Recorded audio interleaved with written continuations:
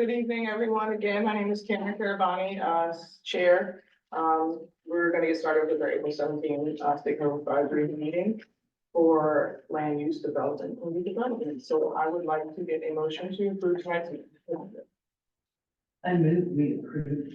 Second. I'll second. Everybody in favor? Anyone opposed?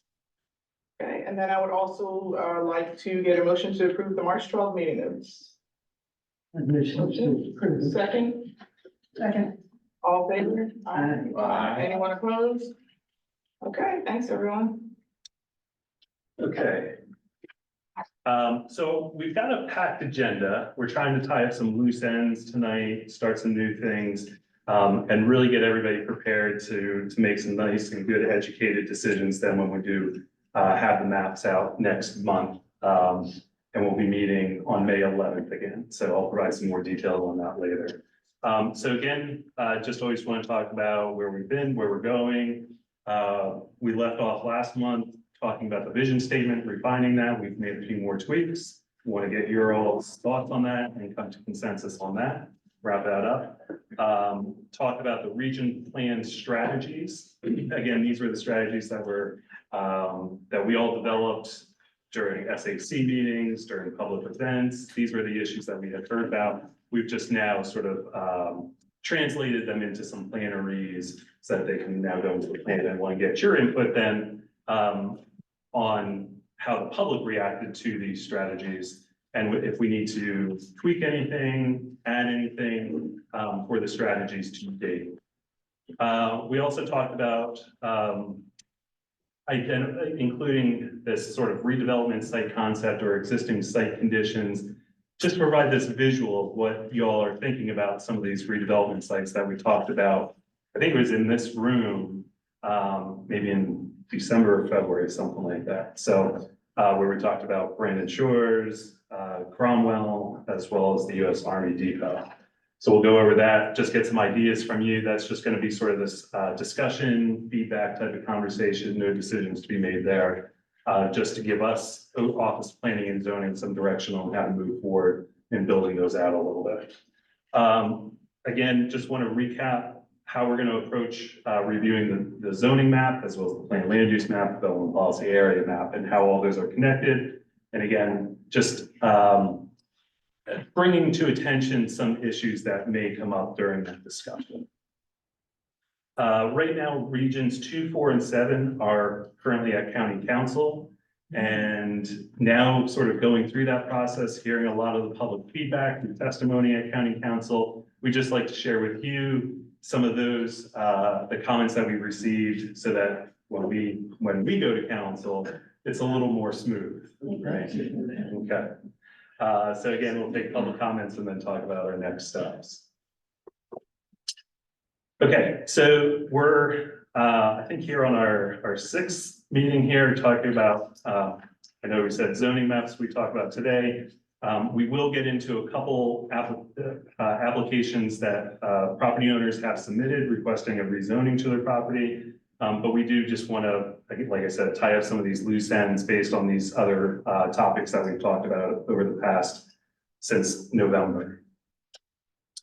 Some of the outreach that we've done to date, just sort of want to refresh everybody's minds about where we've been, sort of both physically and virtually, getting the word out about this region plan process.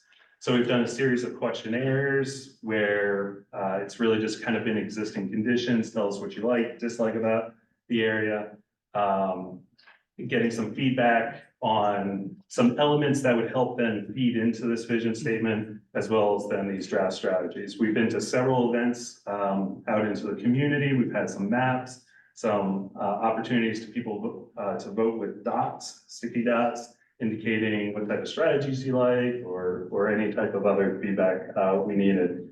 We've had 7 SAC meetings. Postcards were sent to every property owner at the beginning of this process, just letting them know this was happening and where to tune in to sign up for updates, as well as how to participate in the process. We do e-blasts if you're on the mailing list, letting people know when these SAC meetings are, and how they participate in them. as well as then when we have our questionnaires out. At the beginning of this process, we held a series of just meetings with several stakeholders in the community. Again, you may not necessarily see them around the room, or maybe you do know some of these folks, maybe you represent some of these groups. But this just gave us another opportunity to touch with some of these organizations that have potentially have some thoughts about land use within the area. And we have partnered with the Greater Baybrook Alliance to do outreach to the Latino community. We've known that, especially, I would say mostly during our master planning processes, when we do our outreach, we often try to reach, different communities, but we're not, I'll admit, we're not very successful, especially reaching the Latino community, or for where individuals' first language is not English. So, like I said, as we partnered with Greater Baybrook Alliance, Rocio is our partner with Greater Baybrook Alliance, and she's here to just talk about some of the work that they've done to date to reach out to that community. So, Rocio, yeah. Just curious, do you have an idea of how many people you've engaged and the number of people you've gotten feedback from? Yes, we do have statistics on that. We keep track of people we talk to at these events, people that stop by the booth. With the surveys, we do get those statistics as well.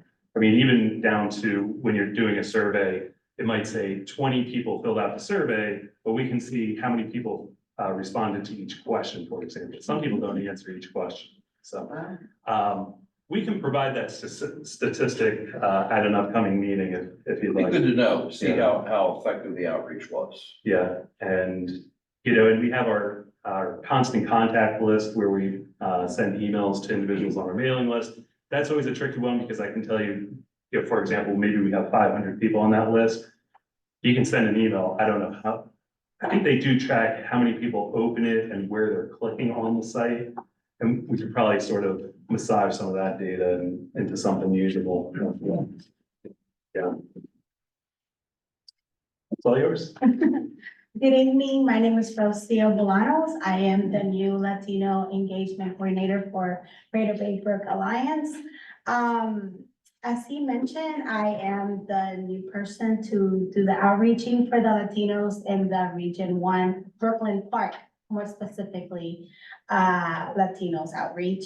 I share a package. I've come up with 10 questions that I will be asking in my follow event, that it will be this Saturday, the 20th. I also provided a flyer for my event. And the reason why I came up with only 10 questions, and they're very basic, straight to the point questions, is because most of the Latino population have very little education. And most of them probably only finish up to 5th grade. So I wanted to make sure that the outreach is very clear. And I wanted to make sure they understood exactly what it was being asked. I did share the questionnaire that we have in English with a few family members. And even they were kind of confused with the questions. And that's the reason why I came up with my own questions. Basically, they're very simple, such as, one of the questions are you aware where the bus stations are? Do you know what route passes through your community or your neighborhood? What do you know the parks that are in your community? Have you visit them? How often does your family visit them? Those are some of the questions that I am providing this Saturday to my event. I am hoping that I get a lot of, families come out and just give me their feedback. So I also have a gift that I am, and the flyer, maybe you see the flyer is in English and Spanish. I will be providing with a little gift for each person or each family that it will be doing the survey. I feel like maybe that way they will be more encouraged to participate, not just in this event, but in future events that we I, as a Baybrook, may have, and also, working with you guys. I will present the gift that I will have. Excuse me. It would be this little tote bag with our logo. In it, my, event is called Una Lavada a la Vez, which translate one wash at a time. I originally wanted to do one family at a time, but, I figure if I do a little bit more what they do in the daily life, it will be a little bit more close and personal with them rather than like one family at a time. For me personally, I mean, I'm not very close to my family, so I feel I'm a lot more closer to my laundry room. So, in my little gift bag, I will have little goodies to do laundry. I don't know how many of you guys are familiar with this one, but they are, is very, very, very amazing, good stuff. I also have a little dryer sheet. And, also, who can go wrong with some time, right? So that's will be my gift for the families that will come out this Saturday. You guys are also welcome to come, just to, kind of see the scenery. I hope one of you guys could come. It'd be very awesome. But yeah, that's pretty much how we're working together. And she's left a couple of the handouts. Yes. Hopefully they're circulating them around the table. I hope so, yes. And I also put in my, business cards in case, I am very open to suggestions. So I did put in my business cards, if you guys would like to email me, call me, text me, for any questions or any ideas that you guys will believe will be very beneficial for this outreach. Yes. Your role with Greater Baybrook Alliance, is this a new position or has it been ongoing? It was a position that was, there before, it was just not named or active, until now. Yeah, so Rocio's position is a newer one. Yes, We always had a community. community outreach coordinator, but the Latino community is huge and it's kind of untouched, so we're happy to have her along, but it is a new, she's first there, so. Yes. Thank you. Any other questions? Oh, thank you. Thank you. Okay, moving on to the vision statement. I've got it up here in the slide, but again, as I think the easiest way to work with this is really sort of in this Google Doc. So with that, hopefully everybody had a chance to review sort of the refinement. You all got sort of like 95% of the way done with it last time. So again, based on that, office planning and zoning, we just made a couple tweaks, and this is what we're sharing with you all tonight. So Karen, I'll let you lead discussion about where to start. Personally, when I looked over it, I thought that it came together really well. I mean, the people who were helping to develop the ones we choose from, we were laughing about how long they were and how we were gonna write shorter ones than each other. So we're happy that we can get to the point with this one, and hoping that we have included what region one is encompassing. And so we're open to any tweaks that might need to be made, maybe with words or just wording, but I thought it looked 99%. Is this a combination of all of the parade? This is basically, I would say we started with what was voted on, but then we added in, and then we broke it down yet again, and then we revised it to this paragraph. So this is the one that was sent out earlier in the week that if we feel, anyone on the board wants to make any type of adjustment, but we're not really looking to go rewriting, correct. Correct, wordsmith it, that's it, yeah, we're not looking to, at this point, rewrite, we spent a lot of time doing that. And we were supposed to email any suggestions, so anything that came in via email, you know, I'm sure was incorporated in as well. For the One of the final. things I saw when I looked at the three versions that's missing in this one was the statement that talked about, employment opportunities, growth in employment opportunities. I don't see that in this version, and I thought that was pretty compelling. Or the fourth line from the bottom says seamlessly connect our community And employment. centers. It doesn't talk about adding jobs per se, if that's what you're speaking. of. Yeah. I think it would be personally redundant to mention employment when we have employment centers that are aiming to do that, but I definitely understand what you're saying. I totally understand. That's what people come to. Right, in order to project into the work field, correct? They don't always come from centers. Right? Yeah, I mean, yeah, one of the biggest things in East Brooklyn Park is that businesses are leaving, like Lidl, Rite Aid, the big motorcycle shop. But we're talking about Brooklyn Park, but this is Region One. I know, I'm saying, I'm agreeing with you. Yeah. I'm saying that some good business out there would be nice. Because we are suffering in that particular area for business. Karen, so one thing I find when we're putting these types of verbiage together is we get a little carried away, I think, with, fluff. And I think what we should think about, forgive me, but I think what we should think about is cutting some of fostering and, you know, like, okay, for example, the first sentence, Region One is a thriving community that celebrates individuality and diversity, fosters inclusivity, and upholds equitable opportunities for all. So you could easily cut that down by pulling out the and, you know, I think so many people now recognize DEI and rephrase this sentence though.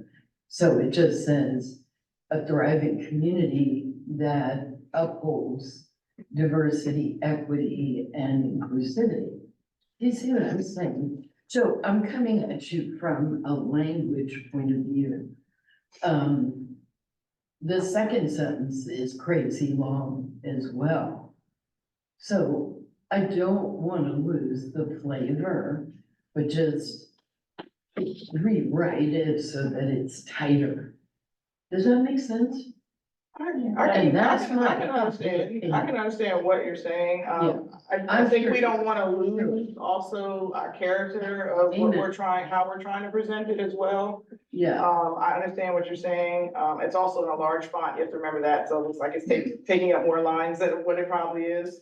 But I'm understanding. Original version. Right, it definitely has, like, for us to rewrite it at this point, that's gonna be a lot. So I would suggest that everyone take a look at it and really pinpoint what they want to change at this Okay. point, or else we're gonna go into discussion by sentence on everything. That's what we did at the last meeting. Roger. And we should have submitted our And I did. things to change complete sentences at this point. And But I mean, think- I understand what you're saying. I just want a Yeah. consensus on like Yeah, what I we want to didn't do. need for you to edit it at this very second. I'm just- that if- Oh, Okay,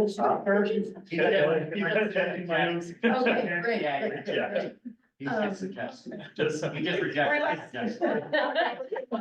I just like taking the notes here on the fly. Thank you. But I do agree with Patricia that something about Region One that we hold very dear is providing jobs to everyone. So I will just rest. Maybe we With that. should, work on fixing that then. Maybe we should work on, providing employment, and including, yes, and the employment centers. Therefore, like, we're taking a specific thing to fix right now. I think that'll be great, because I do understand what you're saying. I totally understand. Hey Karen, Yes, ma'am. can I make one comment? Christina Pond from the Office of Planning and Zoning. You probably haven't seen me since the very beginning meeting. I looked at the slide deck today. I read this vision and I thought, you guys, nailed it. I thought it was great. I beautiful. thought it was. And that was my first impression, so I just wanna say that Yeah. because sometimes I read a vision and I'm like, Yeah, but I was like, yeah, so.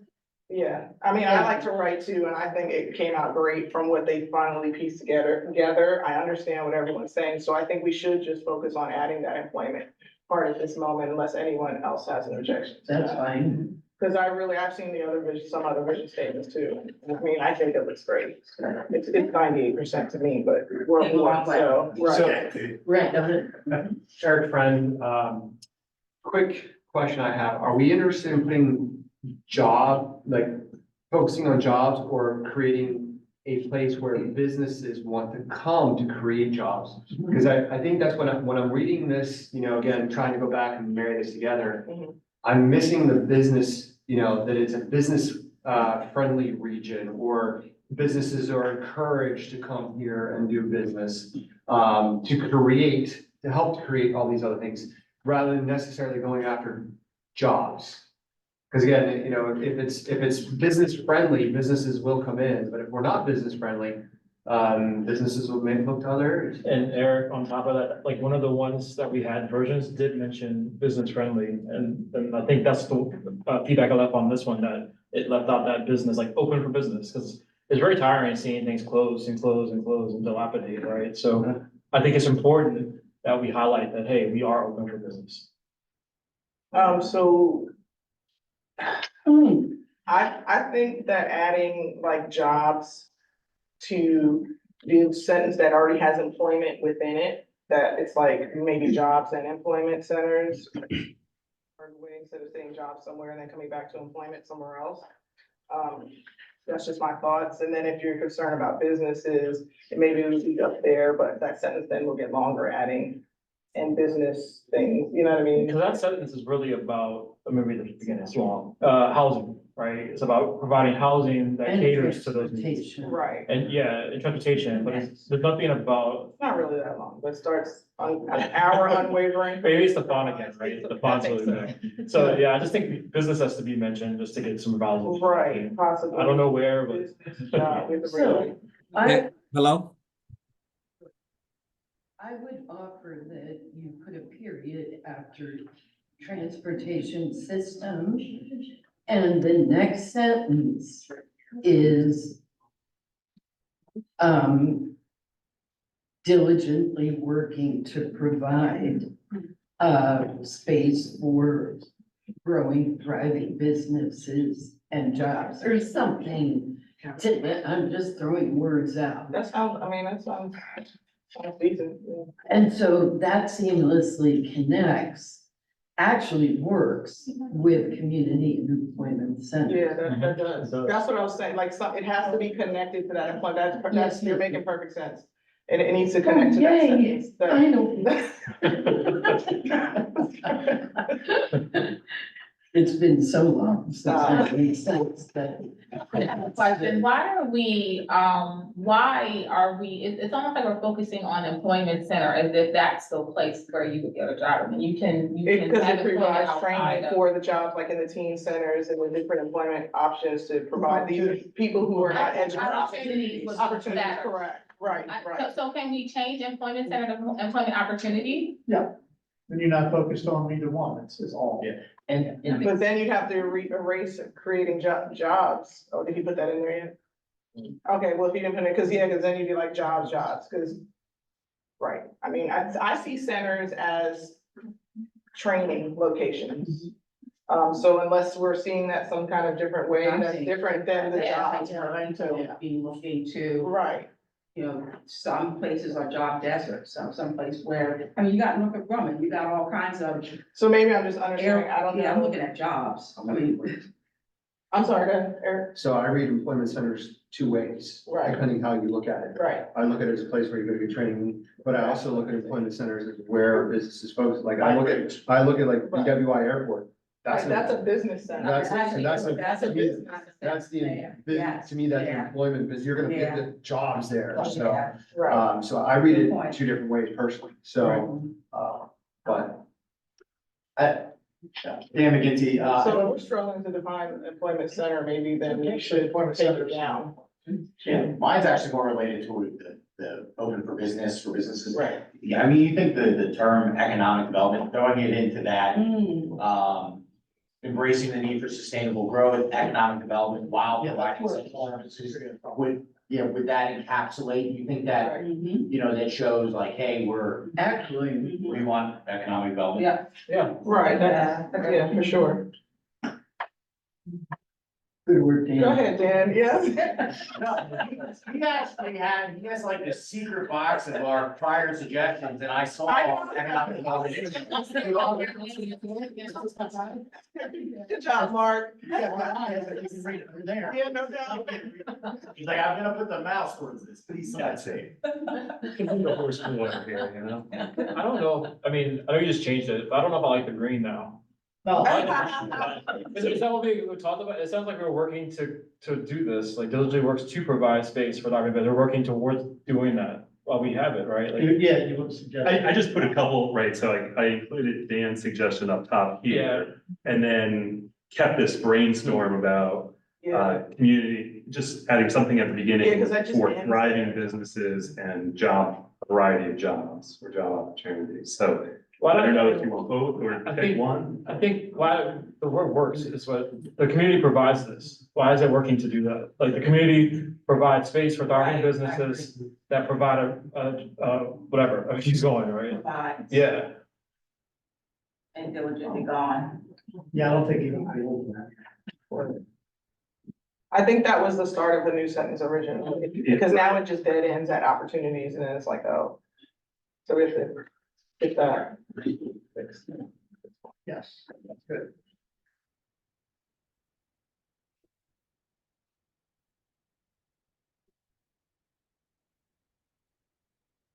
I accept some of these changes, see how it looks. You ready to commit? Can I suggest one thing of, instead of job opportunities, employment opportunities? Yeah, sure. Because people aren't just Sure. looking for a job, they're looking for careers and long-term employment. I agree. Yes. I Do you agree. like career better than employment? No, I think employment No, opportunities is. Not everybody's looking. It encompasses everybody. Right, and a job, it's like, okay, I'm gonna hire you to dig a ditch, that's a job, right? But if you're gonna be trained in employment, I think it's more encompassing. Can we change also, providing essential service and amenities while protecting environments, not from and protecting the environment? Oh, yeah, So right here, Yes, can we change that to while? yeah. We've got a while in the same sentence. Oh, great. I think we crossed that road at the last meeting and it seems familiar. No, it's not the same. Just to sentence. pick on the businesses thing. While out. Oh, okay, we need to change that then, because we need while protecting the environment, things more important. Okay, we all right. I was just gonna make one comment, not to beat a dead horse here, but on the businesses piece, we're providing space for thriving businesses. That may kind of sound like existing. Existing, right? So do we want to say like new and existing businesses, like maybe encourage new and existing? I'm not saying that's a perfect language, but How we about may just want to. businesses? You meant in front of space, though, didn't you? New, or did you? No, okay. But I think provide space if it's. I mean, cause you talk about growth. Yeah, like it. How about, can we change when you put, I'm sorry. Back to that other sentence, when you said, and whereas while it says neighborhoods, can we put like a dash, like neighborhood dash, embracing the need for sustainable growth economic, like that, doesn't that work? Better mark word, Community spreading character versus rural neighborhoods, and neighborhood dash, and like, and then saying, and embracing the needs growth, or what is it called, thing, called? No, I think that's like, I read that sentence as the neighborhood, the people in the area are proud of where they're from, but we also understand we have the need for growth. I think that's one set, I don't think it's like a dash thing, you know what I mean? Like, hey, we're proud of where we are, but we also see the need for. Well, I'm. And you could From- take coming out the from word while and you would still get the same meaning. No, you. Yeah. There are filler words, there are too many filler words that, yeah. Yeah. That's That what I needs missed. to be like, it's definitive, like, it seems definitive, like a semicolon, not a semicolon, but a colon. or something, embracing. The community takes pride in the character of suburban neighborhoods. And then we're describing embracing the need for sustainable growth, economic development, providing some service amenities and protecting the environment. That would be a dash or a semi or a colon. We just put the upgrade the growth though. It doesn't have to be careful. Trying to remember my fifth grade English class. I mean, Like Nicole just said, it's a filler word. the community takes pride in the character of suburban neighborhoods while embracing sustainable growth, period. Economic development, essential, They you know, have a period of up to. I mean, you would change it, but I think this is long. It's a lot. Well, of I things. thought it was 98% finished, so. Y'all make Yeah, If you don't mind. it's just too much going on, we should have did this. I'm gonna hit pause because we do have a couple SAC members on the Zoom call. And just want to give them an opportunity to jump in. I think I heard Derek a couple of minutes ago, so. Jennifer or Derek, do you all have anything to add at this moment? Yeah, well, I thought that was, what we have so far is absolutely great. The only thing that I fear that it kind of sounds like a campaign slogan. So, especially with the jobs piece, you know, if there's something that we could reference to invite businesses, or if there are businesses out there that are thinking about us, you know, I think that it should be a little bit more poignant. If we're talking jobs, if we're talking businesses, it just needs to be ironed out, or that much in the forefront, or just take it out completely. But other than that, I see, you know, what I see and what I heard from the group is pretty spot on. Over. Yeah, I agree with Derek. I think that, you know, I think that as written, it was fine previously. I think that, everybody wants to add jobs, just like every politician wants to add jobs. Very, very, apt, comparison. So I think that, you know, I don't wanna, we don't wanna, kill it on the vine by over editing what was, I think, already pretty good statement. So I think we should be cautious with doing too much. Yeah. I think people are missing the point of what jobs do, right? Jobs create opportunities. And right now, in a lot of Region 1, we don't have those opportunities.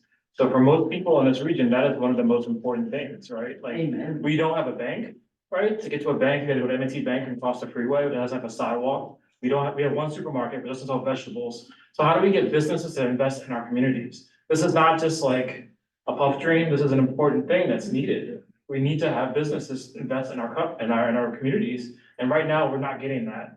And this mission statement, the statement needs to show that we are open to that. So I think we should just work on finishing that green sentence and bring it to a close, because I think adding the employment opportunities, like Patricia said, was perfect. And there was a couple of tweaks with the economic development. I think that encompasses a lot. Amen. And so we just need to move forward. Agree. Amen. Well, one of the key things, I just want to say one thing, you mentioned mission statement. Did I hear you say mission statement? Vision statement. Me? Vision. Oh. Yeah. Okay, So it's some. do you want me to accept these changes and y'all can read it, see how it looks? Is that green sentence finished? What's going on there? That's kind of just where I'm at. Doesn't go back once you use the check. It's true. No, it just goes to community provide space or business that offer a variety of employment We have opportunities. to provide. And then it's just period there. It just seems like an unfinished sentence. Do you want to, did you want to keep this last part that was deleted and add it back up to the end of the transportation system sentence? Eric's saying try it. I think so, because again, we don't, you know, we want our transportation system to work. Right. Right, seamlessly. That we're just not going to nowhere, a bus or a train. And amenities, yes, employment sector. Oh, I see. That's about housing And accessible transportation, yeah, I love that. What about the community provides a competitive space for businesses that can offer a variety of employment? Now we're just going into wording again. But Yeah, but I think that phrases it in a way that makes it seem inviting to businesses, because, you know, if they don't wanna, if there's no reason to be here, right? They're just going to, they're not gonna come. Right now, they're just leaving because it's so not. you're making it descriptive. Competitive. Yeah, I don't know if the competitive is a word, but like, you know, I something think that. your word with welcoming probably captures. Yeah, I like that. Yeah. Competitive. Yeah, Right, Or friendly. That actually looks great. right, because welcoming Yeah. space, we would assume it's welcoming. Yeah. Yeah, good point, Steve. Right, but yeah, that's understandable. Right. all right, let's see how this looks. Check and check. Region 1 is a thriving community that celebrates individuality and diversity, fosters inclusivity, and upholds equity opportunities for all. The community takes, sorry, I can't, I'm seeing it just where it's at. No, sorry. The community takes pride in the character of suburban neighborhoods while embracing the need for sustainable growth, economic development, providing essential services and amenities, all and protecting the environment. Our unwavering commitment provides housing options that cater to the unique needs of residents that provide workers and essential transportation. So community provides development, special business, and offer all of the education system. Skills, Yep. Yes. All right. Nailed it. Goody who? All right, great, nice job, everyone. We have to take a vote on that. So we get into a slide about consensus and voting, I'm sensing this as consensus. Yeah. We don't need to take a formal vote. For sure. Everybody seems happy You're with it. sensing it's in line. Great leadership, Karen. You Thanks guys- for keeping us That's- safe. Hey, we all trying to do what we gotta do to move on. All right. Thank you guys for everything. Great.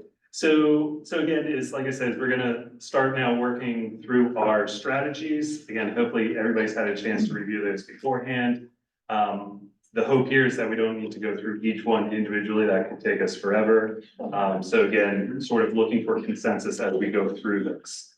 So we're looking at our draft strategies. If you need to add any additional, I try not to wordsmith here, but sort of bigger concepts, substantive changes to these strategies. Deletion of a strategy, I think you saw from most of the feedback for the strategies that were out for the public.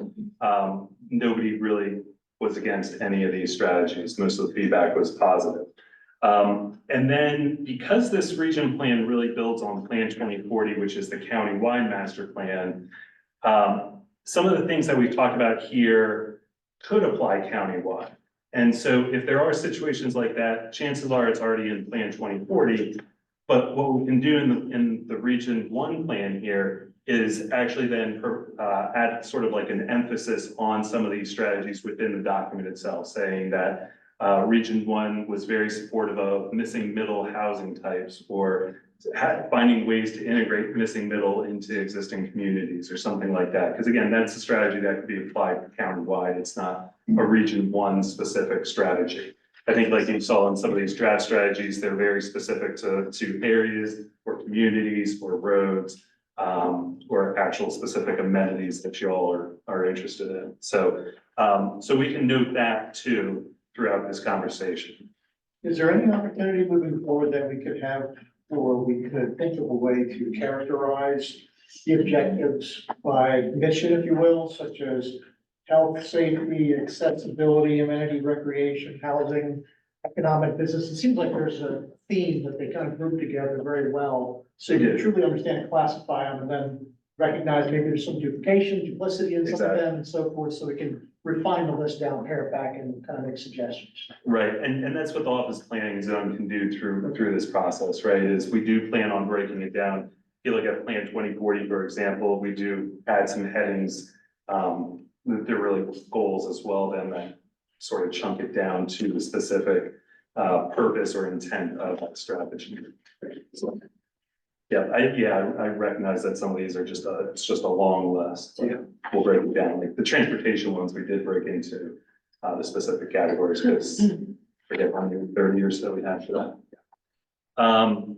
So again, if you look at those strategies, we've covered a lot of ground in these meetings. We've had a lot of great discussion on those previous topics. And like I said, is the public then during the review has been very supportive of these. So I think y'all are on the right track with your conversations. So, again, highlighted in red is where we are today, what we're working on. Then the next time you will see these strategies are when they are in the draft plan.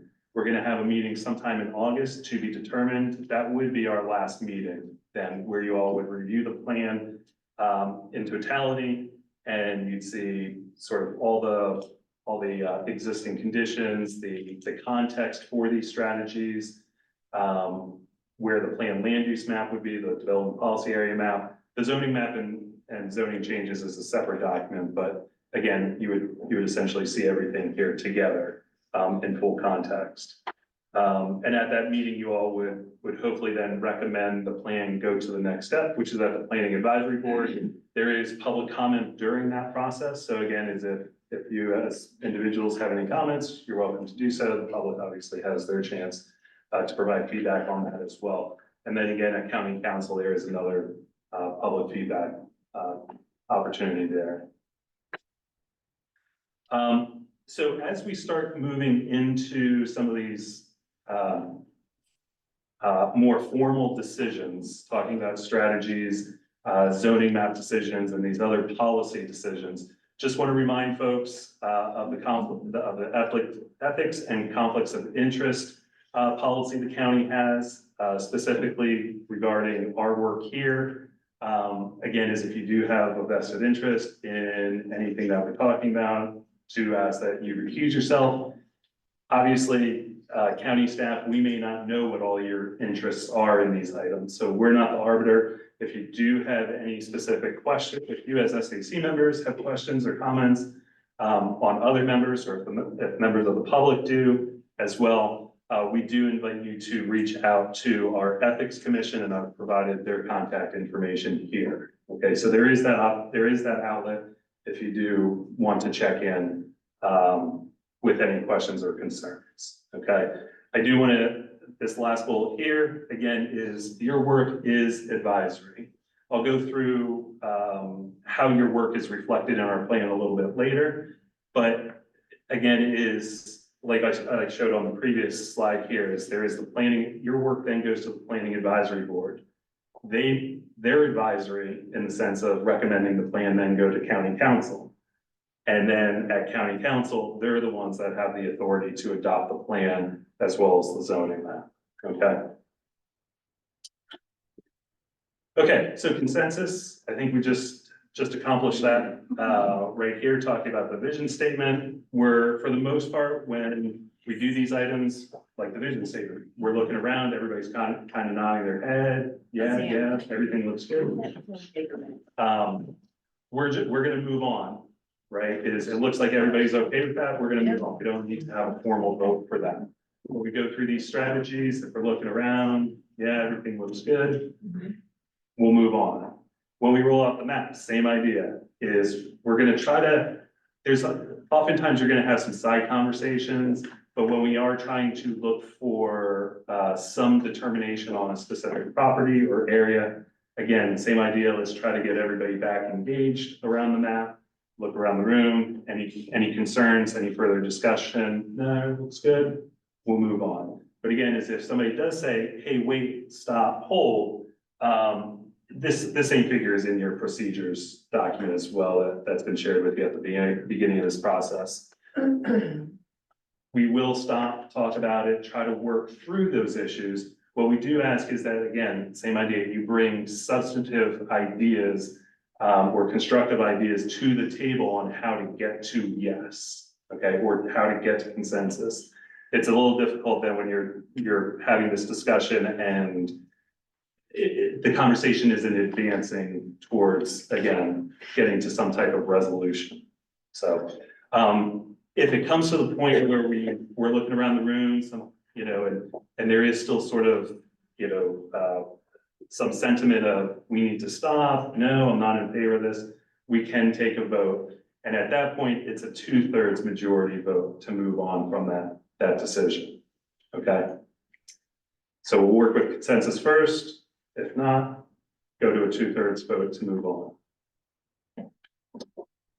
Okay, so with all that said then, here are our first, the other thing I'm gonna say here about consensus and voting is, again, from your procedures manual, once we do make a decision, we will not revisit that again, okay?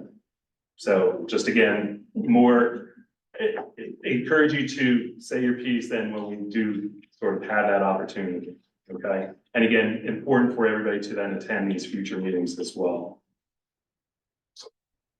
Okay, let me move this here.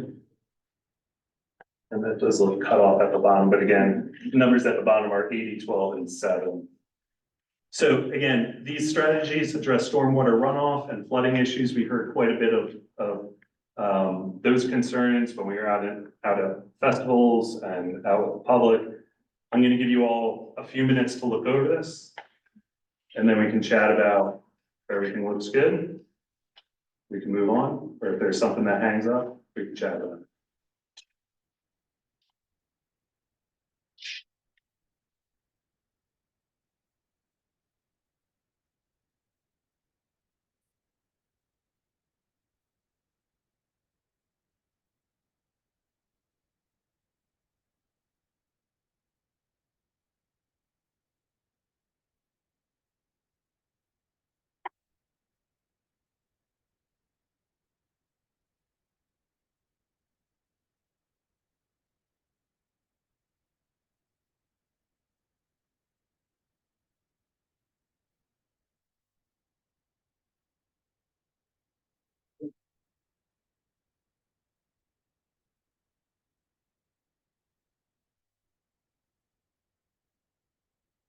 Okay.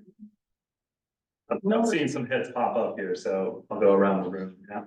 Number 6, can that be changed to, shall we say, the historical part or the central part of, Linthicum versus those 3 roads? Simply because the older area, or you say the area that's older than, you want to put a timeline on it, 60 years. And that's pretty much defined in Linthicum. That's where we don't have enough storm drains. The little infill, neighborhoods that's come in, like, Twin Oaks and the Oaks and all this other kind of stuff have modern storm drains, but the houses and stuff in that area are only 10, 20, 30 years old. It's the older area that doesn't, and it's not limited just to those 3 roads. Okay. So I just think it needs to be. That's lined. great. Yeah. Is it worth, for the Camp Meet Road, they're changing into Bellgrove Road, so is it worth detailing that? Because I live behind Bingo World and it floods. Is this, you're still looking at number 6 here and you want to add to it? I just wanted if it was worth detailing that, this Camp Meet Road stopped at 648. Okay, so do you want to identify the road or sort of a community name? It's so offish, well, I mean, it's a Brooklyn Park community. It's also Humphrey community. Yeah, Humphrey. So you want to go Humphrey community? Yeah, and Brooklyn Park. I mean, it's like just the 170, just the 170 from the Linthicum to the city is basically. I was gonna say, just, you can take out Camp Mead Road and Fort Meade Road and put in, Maryland 170, and you've captured the whole thing from Buckland through Camp Mead. Oh, that's a good idea. Yeah. Okay, you want to just do that? Yeah, I mean, Maryland if you're gonna be 170 to specific, the just county. use the state route number and you hit all 3 communities. Okay. Good idea, yeah. Okay.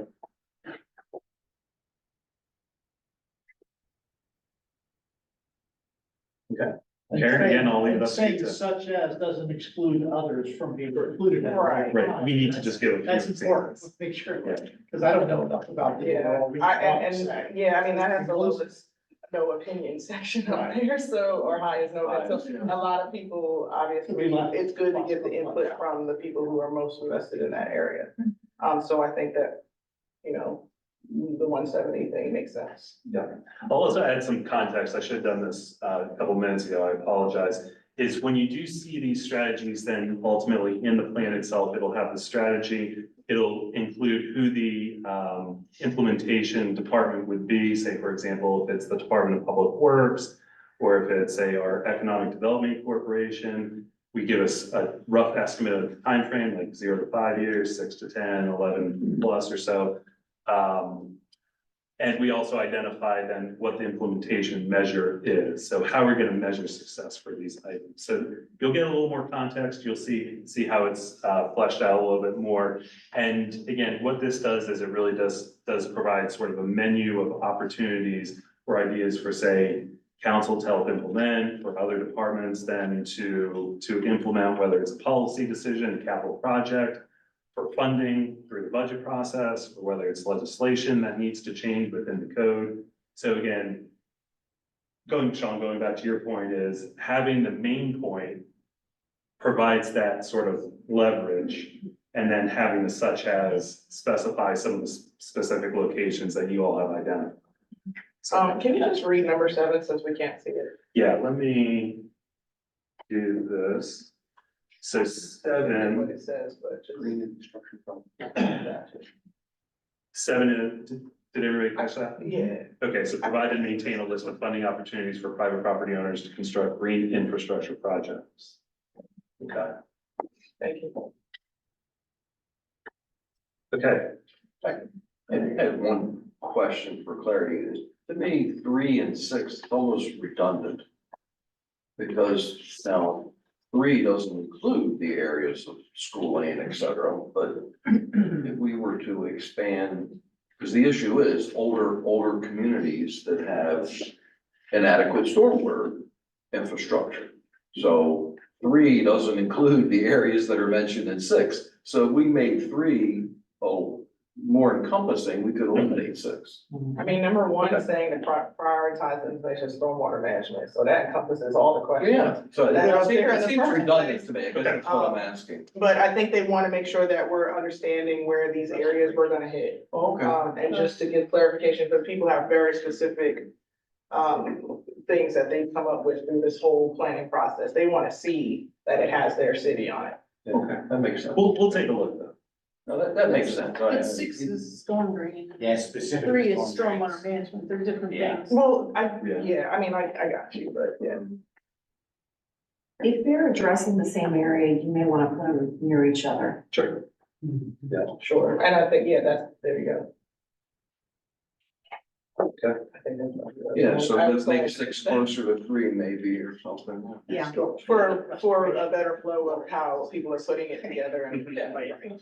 Yeah, and again, it's, some of these might be highway projects, some might be within our Department of Public Works, our Bureau of Watershed Protection and Restoration, which is Eric Michelson was here during one of our first meetings, if you remember, so he redesigned some of those stormwater facilities that aren't storm drains. So, Right. so we can see how we can group them as well based on who's implementing the strategy. Okay, looking around, Karen, yeah? Yeah. Okay. Again, give a couple minutes here.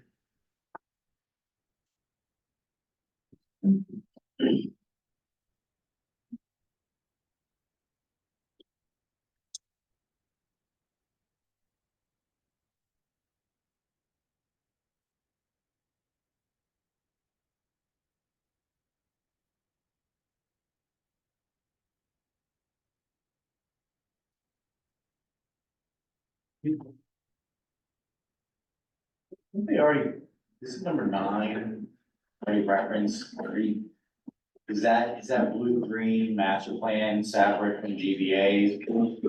This is GBA's. So it's like number 7 on the other slide. Number 5, recommendations, and then By opportunities to convert vacant or underutilized properties. I mean, this is, I guess, talking about park space versus, Right. yeah, that one's commercial, that's enhancements, okay. Right. Yeah.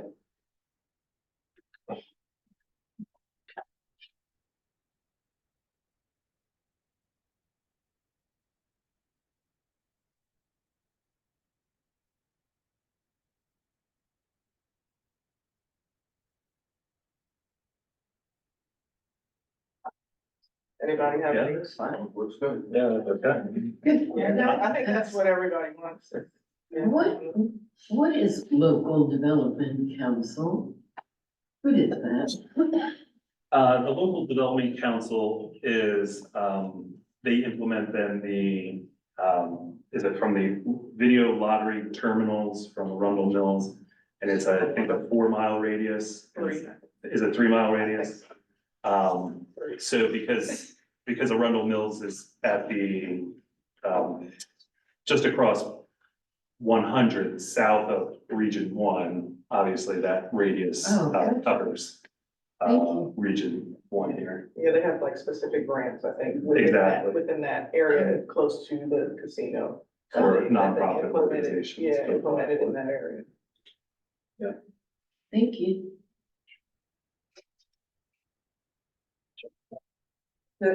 All set? Yeah. All right, moving on. Okay, last one's of the natural environment, and again, these are really just addressing opportunities to have a clean and healthy environment.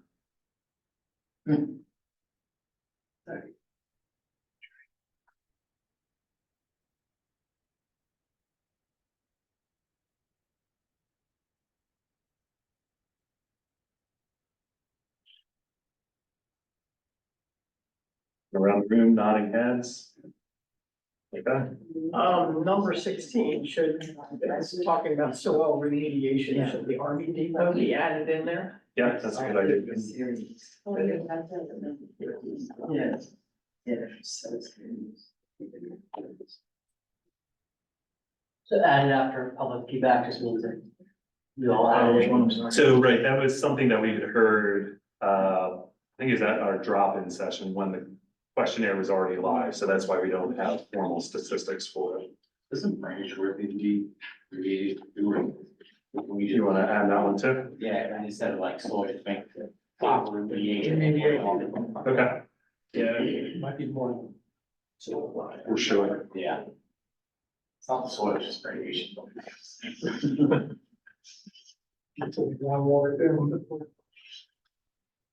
Mark, for 15, Yes, for 15, before trash becomes a cleanup effort, we also put mitigate in there. So okay, like, I know we talked about the fishermen close in Baltimore, but the fishermen who fish off the bridge, they throw their trash, and we can put a trash can there or something, or near those places, for sure.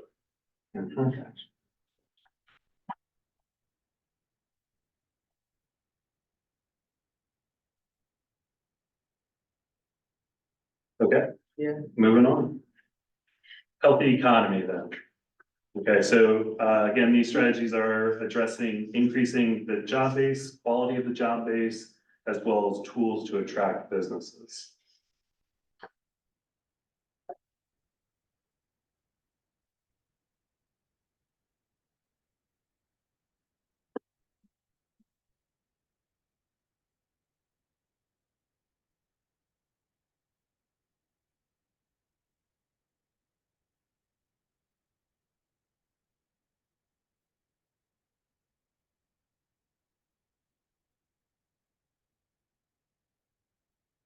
What is workforce development? What does that mean?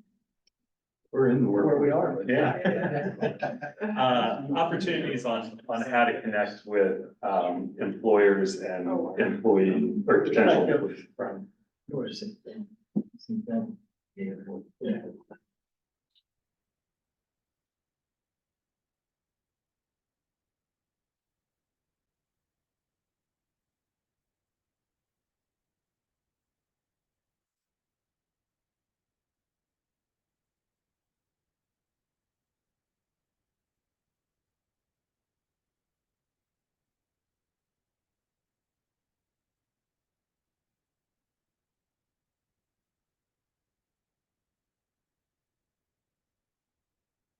Anyone? Yeah, nodding heads. Yeah, well, that's good. Okay. Last set here for healthy economies. And again, these address then, tools to attract businesses as well as opportunities for redevelopment. There's always a little overlap. You'll notice that there's some overlap between all these topics: transportation, economic development, land use, housing. So we can sort some of that out later, but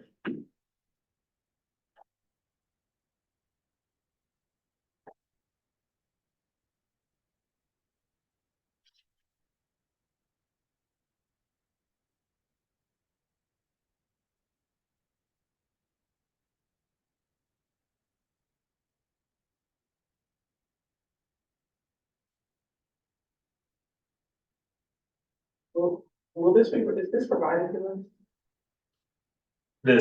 these strategies, Right. yeah, it's in your They Google weren't Drive. organized, I don't think this. Right, that's what I thought I read, yeah. I read all these. Okay. I'll just make sure. They weren't I numbered. I apologize, Right, yeah. no, it's okay, I just, right. Yeah. The only question I ask about number 10 is, are there more light rail stations? Is it not important elsewhere if there are that are in the region, or am I missing if that's the only light rail? That's the big one. It's just I know because it's where a big it is one, at, but and yeah. all that, the potential I development. just don't know if there are others that require better access for safer, you know, public access either. Yeah, I'm not as familiar with all the stations as you are. So just get a question. The Cromwell one is what you're asking about? No, if there were more light rail stations in the region that Oh, might fit there as well, I don't know. That's what I'm asking specifically. As I thought. Yeah, it's North would come, quite few, I think. Right. Yeah. But no, They don't have the same problems or challenges, so. Right, across the with that street. big street, Okay. right, I think that's what it's getting to that area, the shopping Mhm. center across the street, people are always running across the Sure. street. There's no type of, The McDonald's is right across. the street. right, Yeah. synchronicity with stuff going on over there and getting on. 29% disagree with that. That's my question. I mean, Yeah, I that is think my question. I think because people are, it sounds like they're promoting Right. easier access to. Right, It doesn't address the complaint that people have where there's people who get off at Cromwell, cross in the middle of B&A Boulevard. and commit crimes. Well, that, and they, Yeah. they're just crossing in non-crosswalks, they're going wherever, they're walking into traffic. Well, but the crime part for Yeah, that area is, they're big. yeah, and they're reading that, they're just making it safe for Right. people to, And bad actors to that's- cross the that's street what that it is. easy. Okay. That's what I read it, and looked at it, and that's why I just, cause I feel like that it's. Like you get across the street better, then you're gonna. You're gonna have more crime. Right. Yeah, and during these surveys, we typically did notice a little bit of an uptick, with anything that was regarding the light rail. People were just against if they saw. Like, make it nice So, as opposed to letting it fall apart, I don't. you know, we've heard during our, drop-in sessions, we've heard, individuals say, can we just move light rail? Can we close Yeah. light rail? Can you move a Ferndale station? would So, love that. you know, there are some strong reactions to light rail. Is, and for number 10, does it say? One second. More or move? County should partner with the state to invest in improvements for people to more safely and easily access. Oh, it's moves for that. Like maybe higher visually, a visual crosswalk, Exactly, flashing thingies, yeah. you know, things like that. So maybe that touches in what you're saying, with crime is safe, people can move safely, so maybe more Oh, lights. yeah. Yeah, maybe instead of like, I'm pretty sure the criminals don't wanna be seen and probably will not be using any additional crosswalks. Right. well, and I think the other thing is unease using the light rail system. That People the are, safety of. they're worried about being approached or panhandlers or, so maybe improvements or safety improvements at the light rail Well, it station. says safely and easily. Yeah, but that's just accessing it. Maybe like focus on safety of Safety, the actual. public safety. Correct, take out, let's get some type of additional access, maybe that word. Yeah, public safety. For there you go. for Yeah. sure. So that's the issue, right? We think I mean, it's not really wrapped into healthy economy in a sense, because it's safety more so than. Yeah, and it could fold into our transportation strategies Yeah. as Maybe well. there's another place for that, but. Yeah, we'll find a spot for it and try to bring together public safety, say, at the light rail station Right. itself, but then also getting people to and from the light rail station safely. And from what I heard, that's not just that, like, rail station as far as public safety is concerned. And that's right, yeah. Okay, all set on healthy economy?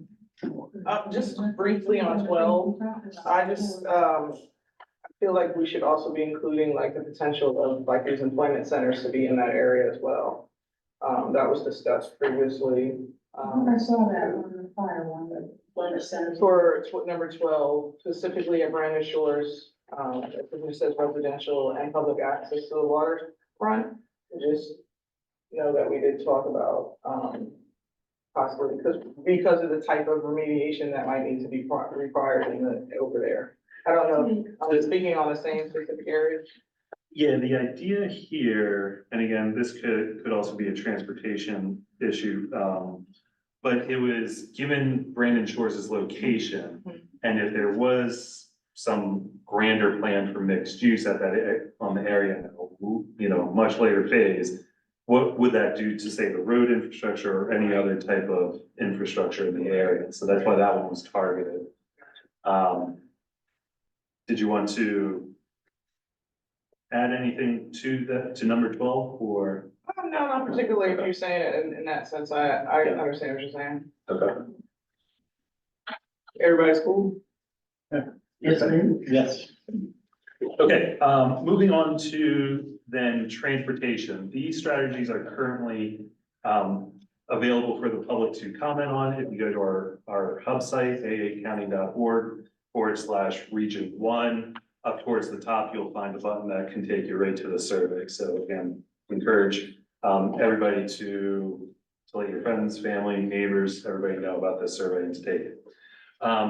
In the meantime, we did want to just share these strategies with you. Again, it's getting cut off here at the bottom.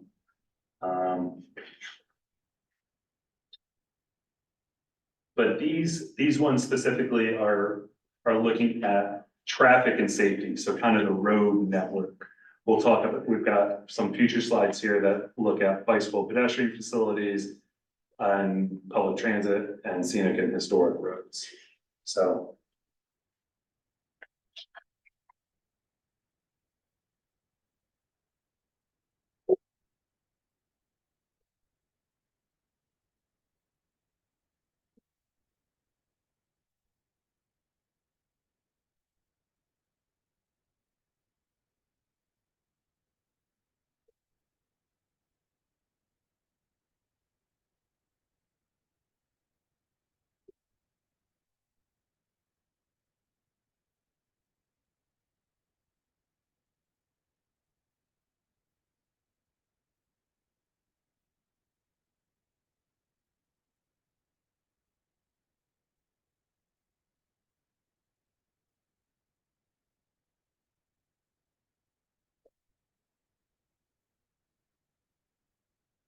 I'll note that these are always, transportation is always a hot button topic, right? And, you know, we tried to keep these lists as short as possible. These were, again, the main ones that when we had a map out at festivals, people always consistently put a sticky note and said, man, this intersection is always difficult, or, you know, traffic is always bad, so.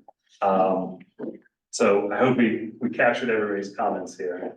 Okay, please.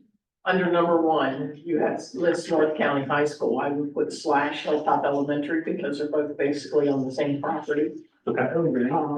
And the traffic is horrible for both of them, so it's not just the North County Understood. parking circle, but the whole area that's encompassing. Do you have more than these 12 coming up? So our next slide is gonna deal with public transit. Okay, all right, so, I'm not sure where this comes in, and it's something I just noticed within the last 2 to 3 months. The Amazon facility out at BWI is now routing a lot of the trucks down Cantley Road, and then they're going up Maple Road to B&A. And they cannot make the turn at the intersection of Maple and B&A without backing up their center line. And that is the intersection that is going from a three-way intersection to a four-way intersection because of residential development that's being put in behind the sound wall there. It's going to be a very dangerous, already a dangerous intersection, but it's being made even more dangerous. So that's one that, I don't know how we reroute the Amazon truck. Okay, what local center are they on? There's gotta be something over there. They're just cutting through. They're just cutting through. Easy the access. community to get on the Beltway. There. Yeah. Although I will say it may be cut down more now that the Key Bridge is in the drink. Yeah, so, Because they were accessing the Beltway there to go well, across the let Key me, Bridge. let me add the number 3 then for a second, if you would. There's only 2 interchanges off the 295, right, at 100 and 195 to the airport. The county has a great project plan that they're looking to fund for the first half of the Hanover Road extension, but it shouldn't stop there. And by 2040, the state better pick up the funds to take it all the way up to 295 for a new interchange. That'll get your Amazon people straight out to 295 so they can get up the road. Well, hopefully. Yeah. But like I said, it They're makes. studying that section of Hanover Road extension now. Put it out there all the way to 295 by 2040, it should be done. That's the whole. right? Okay, shall I add and 295? Interchange, 295 interchange. Okay, great. And Sandy, going back to your point, what I'll do is I'll go back to our transportation folks and see how we can manipulate that into a strategy, what they Okay. recommend. I saw it twice today. That's a near term solution. I mean, that, we have, the tractor trailer literally comes up East Maple Road, is going to make a left to get on the Beltway. Yeah. Or to go in towards the city, I'm not sure where they're going, he can't make that left-hand turn, and he stops, backs up in the middle of the intersection. Sure. Maybe a sign. Yeah, and Prior. the other thing here too is if some of these things are short term, then maybe it's an enforcement issue and the police can get involved. Oh, So, I have called the county police. yeah. Sure. Is there a restriction on the? There should be a weight restriction. Just about signage, I don't think there is. Okay. Otherwise, how do we look on 1 through 12 for, again, the road network and safety? Looks good. Good. I was gonna say, I think it looks good, except for my Yeah. comments, and one wasn't there. Yeah. Okay, moving on to public transit then. Let me get this back.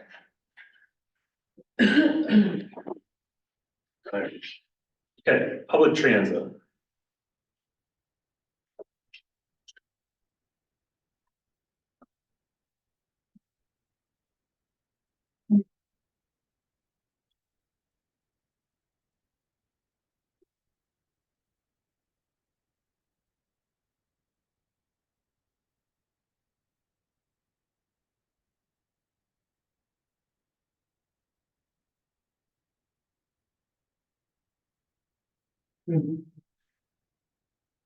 I'll add that we're also gonna have a glossary within this region plan, because I'm sure, you know, if folks don't remember micro transit, that's not a, you know, typical thing we're hearing about, but again, is that something that's evolving about how instead of the county funding a bus that goes along a fixed network, maybe there's, the county sort of collaborates with like an Uber type of group that can provide transit more surgically than for individuals.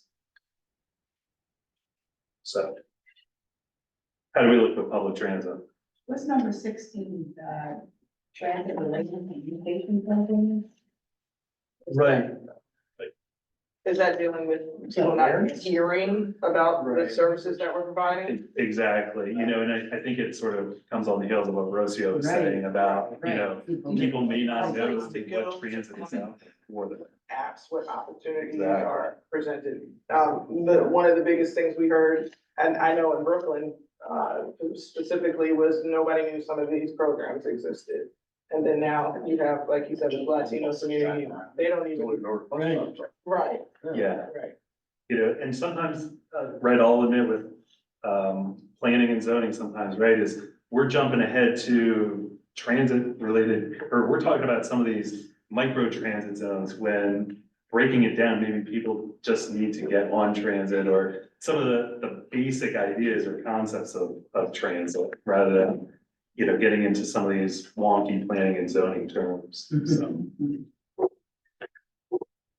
Okay, any comments on public transit? Actually, Mark, I'm gonna throw something on. Yeah. With the Key Bridge collapse and the industry that I'm kind of Yeah, uniquely involved with. There's been discussion around a ferry system between, different parts of the Chesapeake Bay region, even connecting Annapolis Yeah. into up around the Coast Guard Yard, as well as connecting into the city and different sides. So, I know there's been a lot of headwinds, no pun intended, that has faced over in the past. But I think the recent collapse has brought that a little bit to light. I don't know if that's something that should be addressed or not. I'm just gonna throw that out there, that, you know, I think discussions have changed a little bit, from previous stuff. And again, that's public transit. yeah. Just a lot of people don't think about the ferry service and our water structure system that we have. And so specific locations, what are you thinking? What has been recently discussed that I'm aware of is between, Annapolis, the Inner Harbor, and even the Coast Guard, yard, somewhere in and around that area, the Army Depot, et cetera. So I don't have anything specific, but, you know, again, if there's something to Region One, Yeah, up around the Coast Guard Yard, that any land there could potentially be utilized, or, even the old, power plant area. okay. So, Yeah, let me, I'll work on something. I may reach back out to you, sure. Noodle on that a little bit. Okay, otherwise, public transit, we're all set. Okay, moving on to bicycle and pedestrian facilities or improvements. Again, a lot of comments about where people wanted sidewalks and safe bicycle facilities.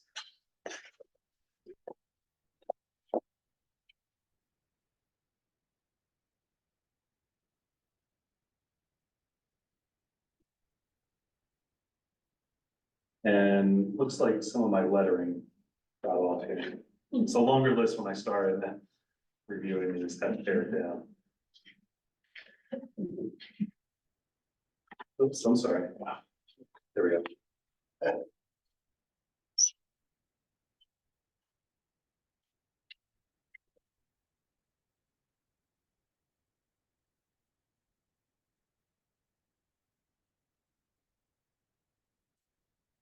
R20s, are those, because those are specifically, were brought up by Exactly. specific people, because it seems like the whole area needs to look at for bike and Right. pedestrian. There's a lot of missing sidewalks. There are, right, and you can look at it two ways, is, right, have a long list, or you can say, we need better bicycle pedestrian facilities in Region One, but then it's, how does, again, going back to how you implement this and how do you measure them, success for this. So it gives, again, our decision makers a little more specificity when trying to fund a specific project. If they're seeing it in this, if they're seeing it in another transportation plan that we have, if we see it in another plan that one of our partners has, it, like I said, it just really provides that leverage if we're specific as possible. Yeah, Jen. Hi, yeah, I don't see, both for Annapolis on that list. Road, unless I missed it. E&A, Yeah, BNA, you know, over by, North County. You know, the North County students frequently walk along, BNA to get to school every morning, and there's a good chunk of it that doesn't have sidewalks. There's part of it that does, the south side of it, and then the other side, where, you know, the food line is, does not have sidewalks. And also folks walk to food line, from my neighborhood, and they don't, you know, if they don't have a car, then they have to walk along the road without, you know, any sidewalks, for the sidewalks at all. okay. Yeah, I'll look to see how we can, again, specify that for a specific location. Like you said. I mentioned this at I think a town hall, a county town hall, that, Pittman, county executive Pittman was at, and, I think they mentioned they were doing a study feasibility study. Or maybe it was at this one of these meetings, I think it was at one of these meetings, they were doing a feasibility study for that, but, you know, like you said, the more it's added to more, documents, more likely it is to happen, right? Sorry, somebody else gonna say something. Right, and I think Jennifer, what I heard you say is that this list may include, roads where there are current projects, but again, it's just to, again, emphasize that to continue to fund that project and actually construct it, so. Like that Orchard and Broadview are on there as well. Those are two problem areas as well in my neighborhood. I would say on C where it says Orchard Road North, I know exactly where you're talking about, but there is an Orchard Road in Linthicum and there are sidewalks there, so that could be confusing. So you may want to define it as Orchard Road, Ferndale / Glen Burnie, so they know which Orchard Road we're talking Okay. about. Yeah, it's Orchard / Broadview. I mean, just write Orchard / Broadview because it's really like the same. Honestly, The other side is Orchard. Yeah. Yeah, okay. I don't even think of it as Orchard. I just think of it as Broadview. Honestly, I never really use it for Orchard, but I think on the maps it's called Orchard. So many of these are major roads, except for like the Pumphrey neighborhood. What about other neighborhoods like North Lincoln that don't have any sidewalks? I mean, is there a way to make it specific to major and then something less specific to neighborhoods that don't? Are you looking at just the ordering or? Not just what they are. They're all like the main roads, not neighborhoods. Except for Pumphrey. I think Pumphrey's talking about 170 though. Right. Oh, no, I didn't Yeah, know. That's part of the form of maybe. Road. It's 25 mile per hour limit on Broadview, despite the fact that people go 40 on it. But I agree. You know, definitely. That you know the priority neighborhoods could be located, could be mentioned as well. I guess Pumphrey's on there. I don't know if there's other ones. My neighborhood does have mostly sidewalks, but Broad is the biggest area without sidewalks. There's a couple roads without them, but they're not high priority. Yeah, the Pumphrey neighborhood came out at one of our drop-in sessions at the library, and there were a couple of individuals that said it was at several side streets within Pumphrey, so. That's why we noted it as just the Pumphrey neighborhood. Are there other neighborhoods that you do want That's what I'm saying. Couldn't have a general and other, neighborhoods in general. Because there are neighborhoods, when we're just picking one. Right, I mean, this is what was discussed and suggested over this period of time. These are mostly revitalization areas for the most part, or corridors, major roads, that public is accessing. That's just, I see it that way. I don't know. We probably have a bigger mix of cars, Right. people, It's a buses, priority. traffic, school buses, in these areas. points of interest. Safety issues, Exactly. correct, right. And even on the side streets, like, you're probably talking about like Gibbons Avenue, and Pumphrey, where cars are flying, so Yeah. people see it as I'd like a safety sidewalks. hazard for people walking, kids going to school. So Right. I guess that's why I got suggested, but I mean, there's a ton of neighborhoods in the North County that just don't, within the neighborhood, there's no sidewalk. Right, So- right, Yes, so to I be fair, understand. we all, again, it's.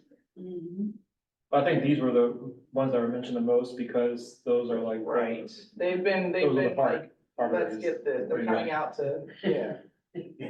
So- Again, that's why public Just don't get participation is exactly, important, is because if exactly. we're not hearing you, They're we're the not ones who putting it come out on. and been specific about the area they want. Squeaky wheel. And what probably would happen is once we finish these big rocks or these big initiative streets, they'll probably start looking at the smaller streets as well. And say, hey, these are some of the smaller streets that would have the same initiative done. Okay, Okay. all right. Some more bicycle pedestrian improvement locations. Excuse me, Mark, is there a restaurant? Yes, so I think you can go through those double doors back And then make a there. right and come back in. It's sort of in the small way. Thank you.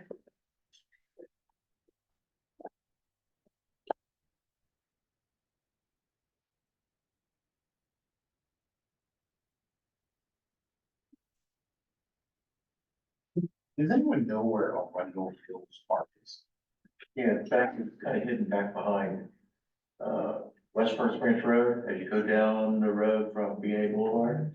And you go past the Berwick Shopping Center, you go down to the bottom of the hill before you go under the bridge. Okay, You make a left. if you're going to the park area, right before it turns, okay. And, yeah, it's actually up behind. Right where the road floods out every time. Thank you, yes, right. It's easy to find. The one way the cops always say. Is 26 for all? For all the schools in the north, like schools, parks, and youth centers, or is it certain ones? We kept it general, Okay, but if they're, Because so many. I wasn't sure. Right. yeah, Okay, Schools, parks. You know- Region one. Not a lot. I'll say right, as Very specific large. as we wanted to be with roads, we felt like we could also be specific with points of interest, because there are a limited number of schools and parks and youth centers. yeah. But if there are specific ones to call out, happy to note those. Did we hear anything from the surveys or the outreach about certain areas, or was it just kind of general? While we were out with the public, Yeah, about pedestrian connections to these locations. I mean, how many youth centers are there? There's the one being built. how many are there? I don't. Yeah, there's the one being built, Yeah, behind the park, right? okay.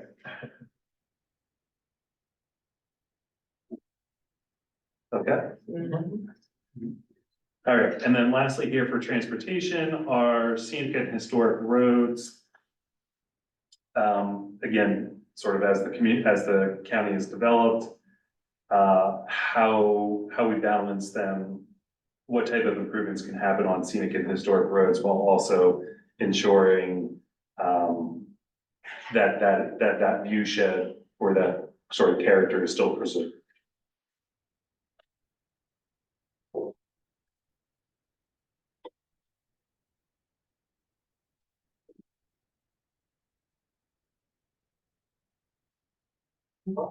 Everybody wants their roads protected. All right. All right, then moving on to healthy communities, this is the chapter in the region plan where we include recommendations or strategies for our community amenities and say access to healthy food is always an important one here as well, especially here in North County.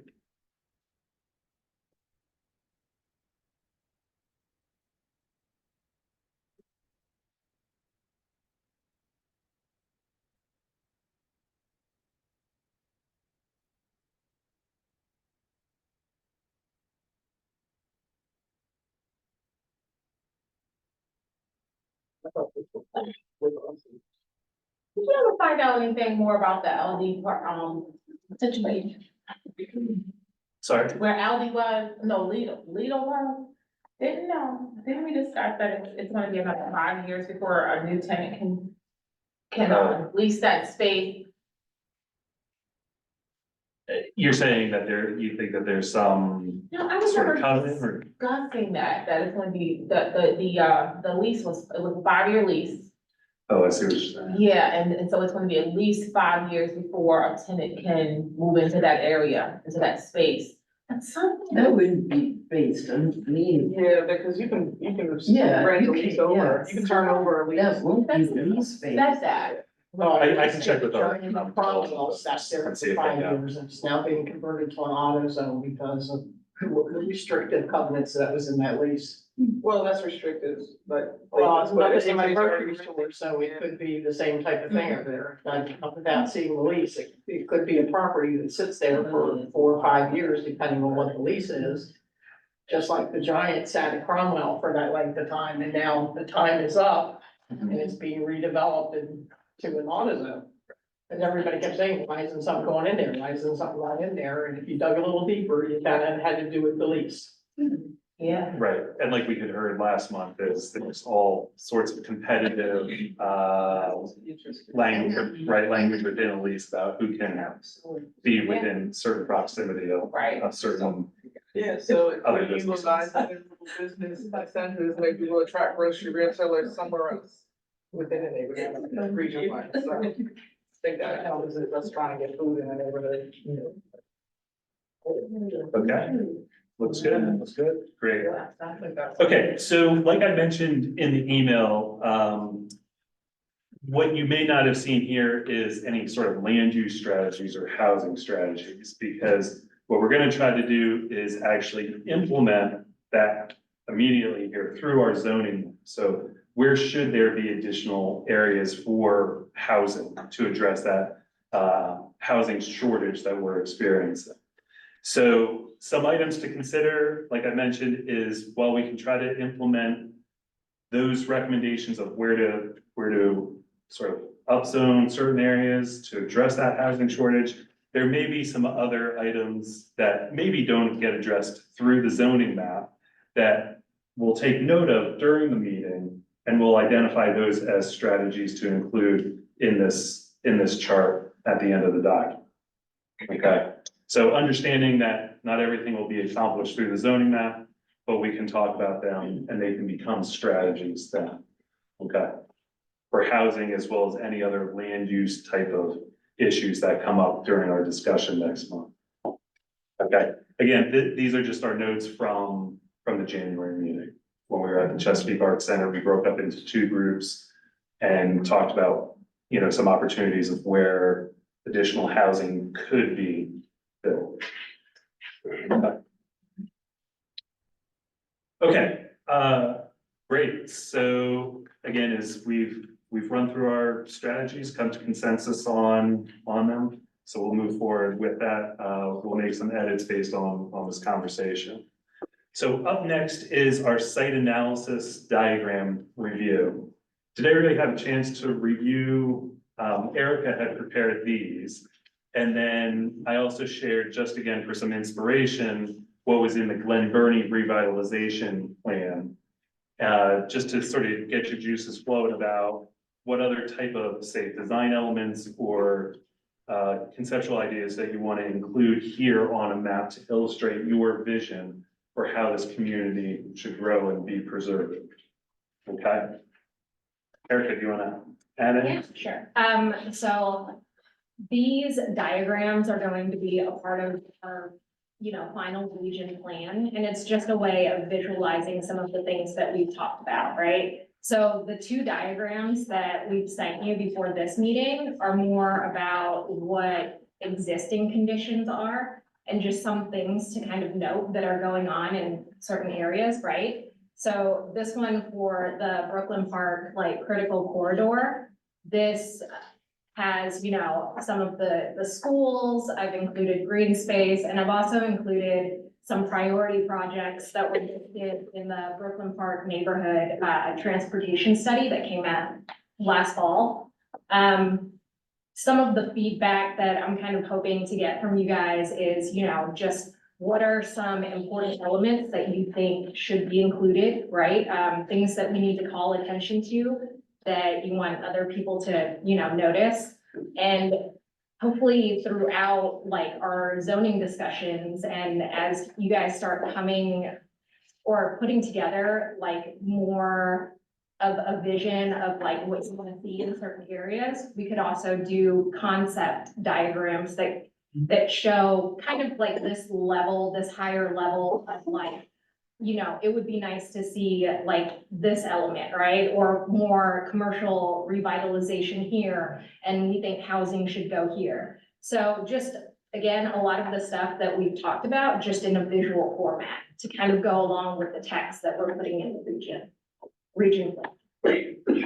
Erica, are we missing part of the region, or why are we just focused on this part?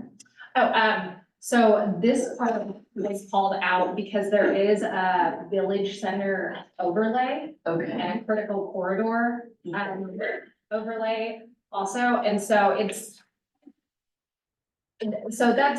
part of the question, right? What scale do we want to look at? And we can look at several different scales. We can start big and we can go closer into particular areas in region 1 that we want to, again, just kind of zoom in on. But this one is because it's the only area in Region 1 that has that village center overlay. And so there are different opportunities for redevelopment Got it. that are available in this So would it make sense to have little sub areas within Region 1?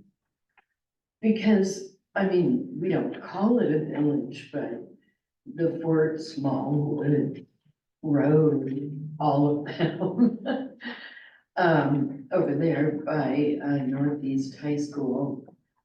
You know, that's a little village in itself. We may not, again, we may not give it that moniker, but I think we're doing ourselves a disservice to just show this part of Region 1.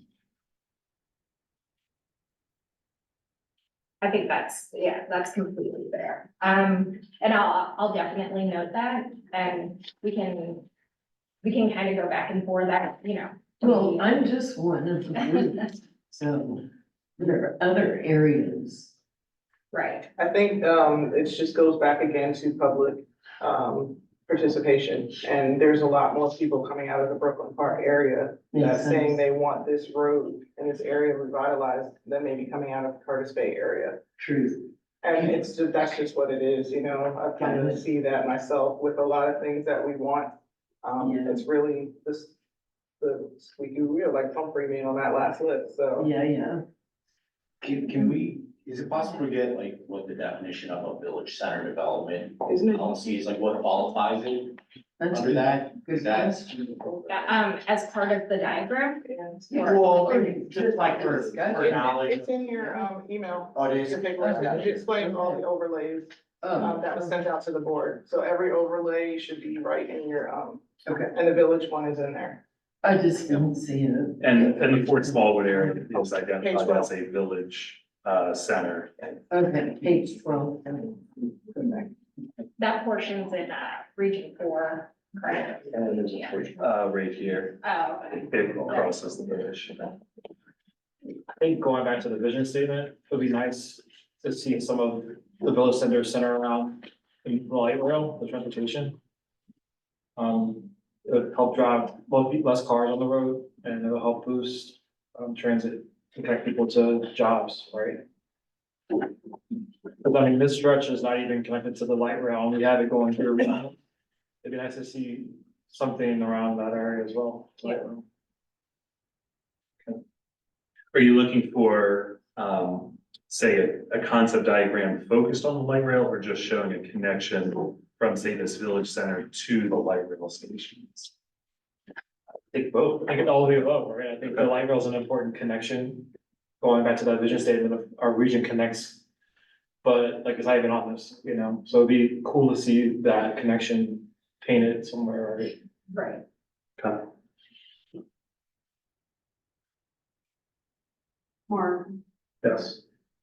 you may want to mention that during Plan 2040, Linthicum North light rails, they were designated in Plan 2040 and they were amended out by Councilwoman Lacey and the rest of the council. So they lost designation through the Plan 2040 process. And the question is that the right decision?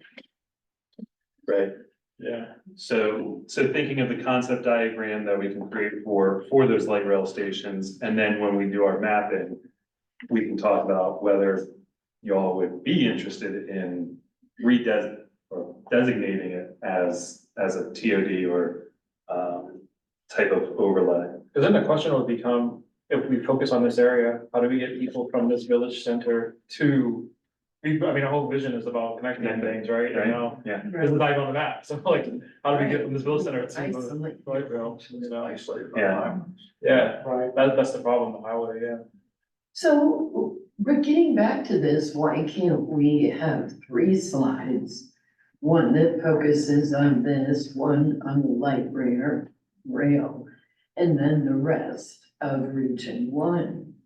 Why are we only doing this?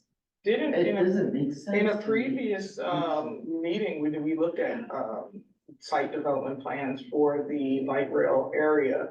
I think maybe this is concentrating on the overlays type for this area. Mhm. I mean, I wouldn't really see personally the light rail, there's no mixed use or things like that over there for a village overlay, I don't think that there was one on that other site plan, so if you're looking at the definition of what a village overlay is, and that whole corridor here would be prime for that type of revitalization, to have living, working, walking all the way, stopping into shops along the way, Right, right. going down to the teen center, so that's what I'm seeing. I'm not even seeing Okay. it built up over at the light rail yet to even have a village overlay. Okay, so I'm not grasping what that map was for then. That map is not just to discuss everything in Region One. Correct, That's the problem. correct. My, But I think if I were to pick up something that you were saying is, we have a village center, development policy area overlay along, Ritchie Highway. right, One over here in, Orchard Beach, right? right, And then we have our TOD sites. This is around the, right. BWI Mark Station, and that's gonna be, an interesting conversation, given some of the environmental constraints. And whether that still makes sense today. But it seems like, right, is we have our TOD areas, these red hatched areas, our village, our two village, overlays. Is it possible to create a concept plan for those? And then I think, Corey, what you were saying is how then they connect. It's not here, but how they then also connect on the bigger scale. So two scales, one for maybe each one, or maybe the TOD is connected, and then how it sort of connects to the larger region. Yeah, And that would just go back to connectivity. Yeah, right, right, It's like full because. circle. Right, and you see how, right, I'm is in. these strategies should be then sort of all aligning with your vision statement. Right. And your zoning map should then align with that vision statement. It helps implement, these items. right. A good question. Before you leave this and thought about the connectivity challenges in the area, I mean, I see two areas that should be connected, but physically really can't be, and that's the community amenity and the future teen center.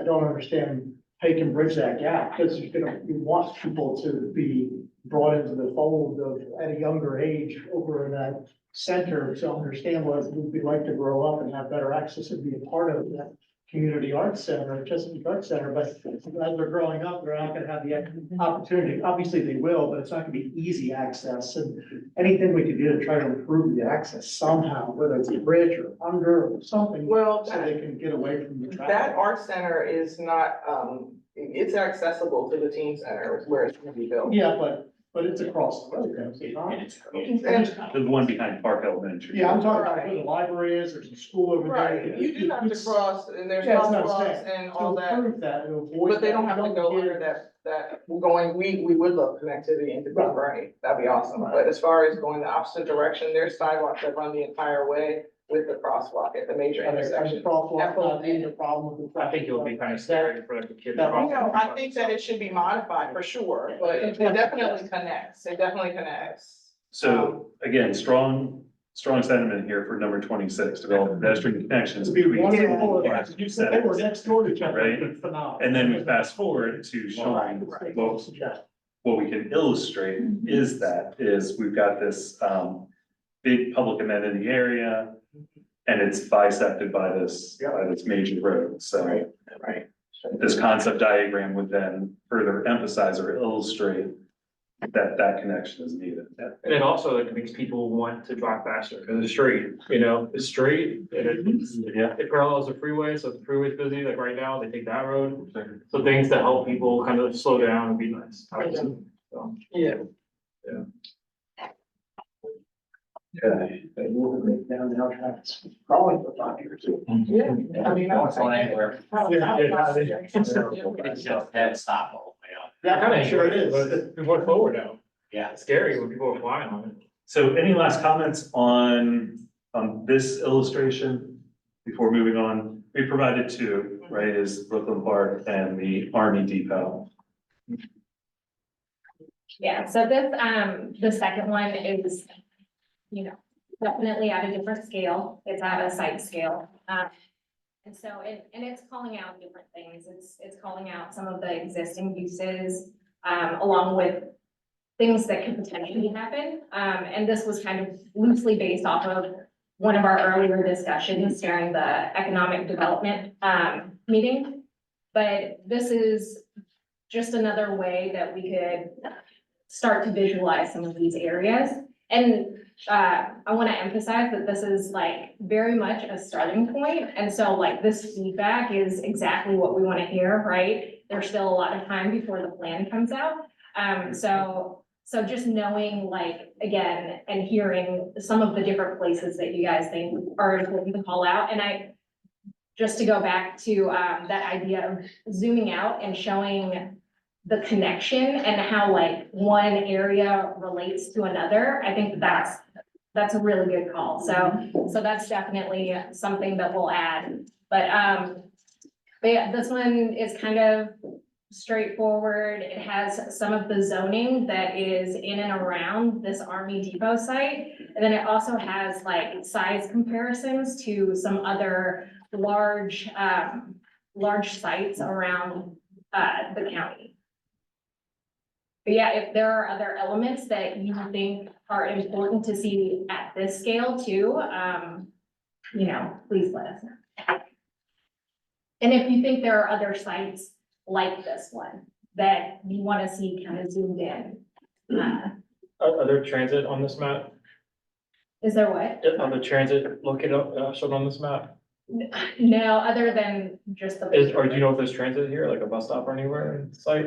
That I don't know. Yes, There is? along Hopkins Point Road, there Okay. are really dangerous bus stops for the folks that use it. I just say prayers every day. So whatever you build there, you want people to be able to connect again, right? So if you put a warehouse there or something, I think a bus stop would be nice or something, or transit.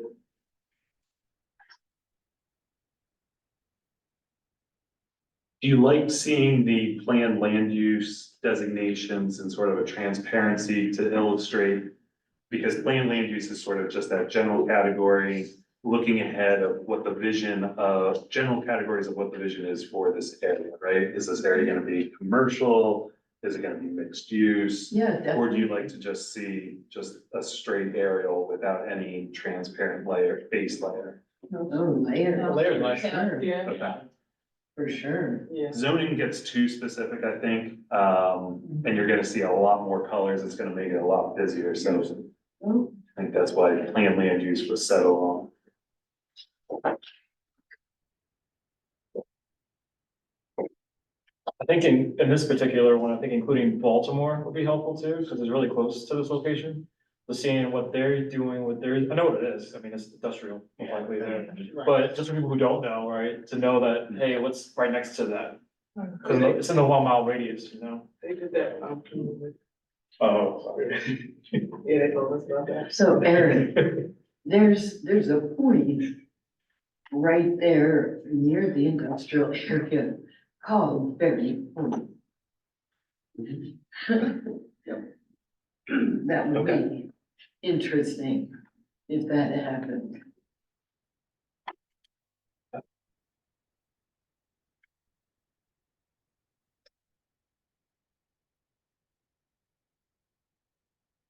Yeah, everybody.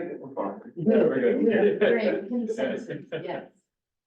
All right, great. Okay, Great this is gonna. maps, Eric, Yeah. thank you, Good job. really good. All right, so you've heard me say these things before.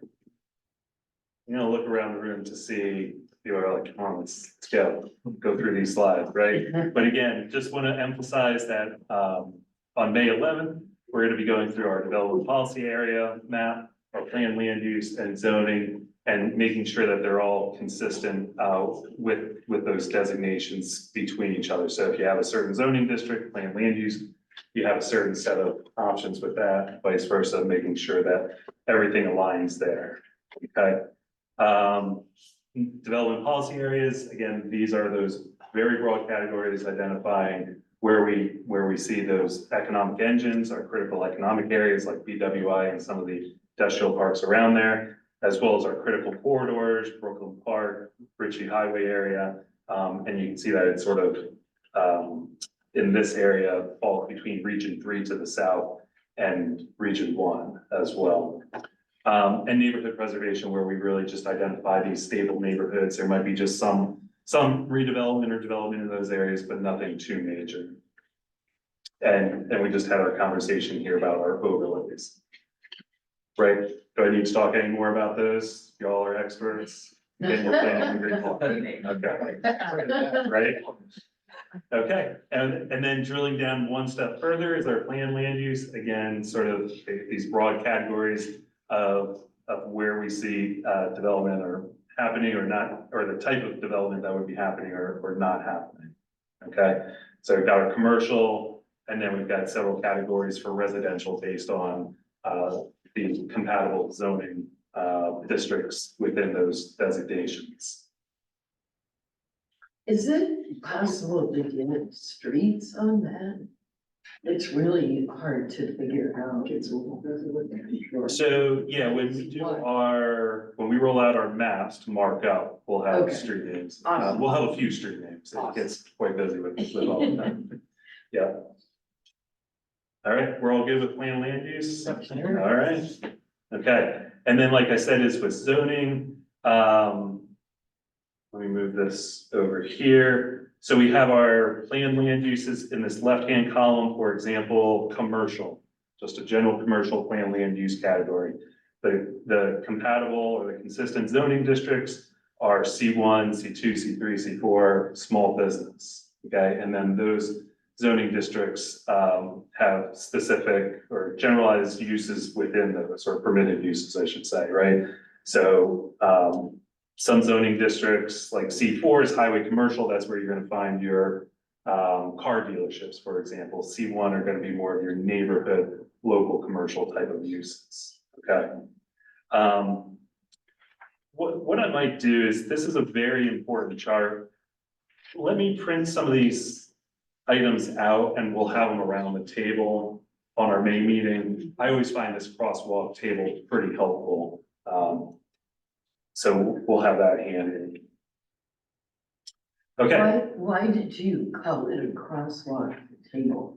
A crosswalk table, just so that if folks are saying, you know what, in this area, I really just want to, or I think single family homes makes the most sense. So then you're gonna read the table from right to left and say the zoning districts there that match that use R1, R2, and then your planned land use designation is low density residential. Thank you. And vice versa, you can go left to right. Okay. Can we go back to your zoning map? Would it be possible for you to do the same thing you did on this exhibit and make the overlay lighter so you can actually see the underneath? Yeah, I think we can do that. I think our, Just change the opacity of it. yeah.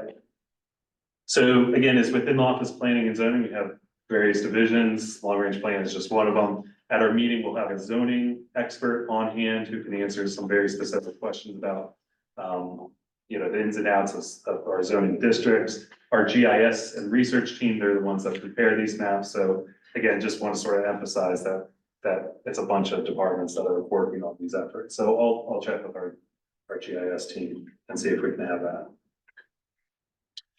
Okay, all good with development policy area overlays, planned land use, zoning. Great. Should we go over these? Again, just some examples, say for example, in the Orchard Beach area, our neighborhood preservation, pretty well established neighborhood. So you typically probably see some type of residential planned land use. And so for this area, it's a low to medium density residential, and then the consistent zoning district that fits for low to medium density residential is R5.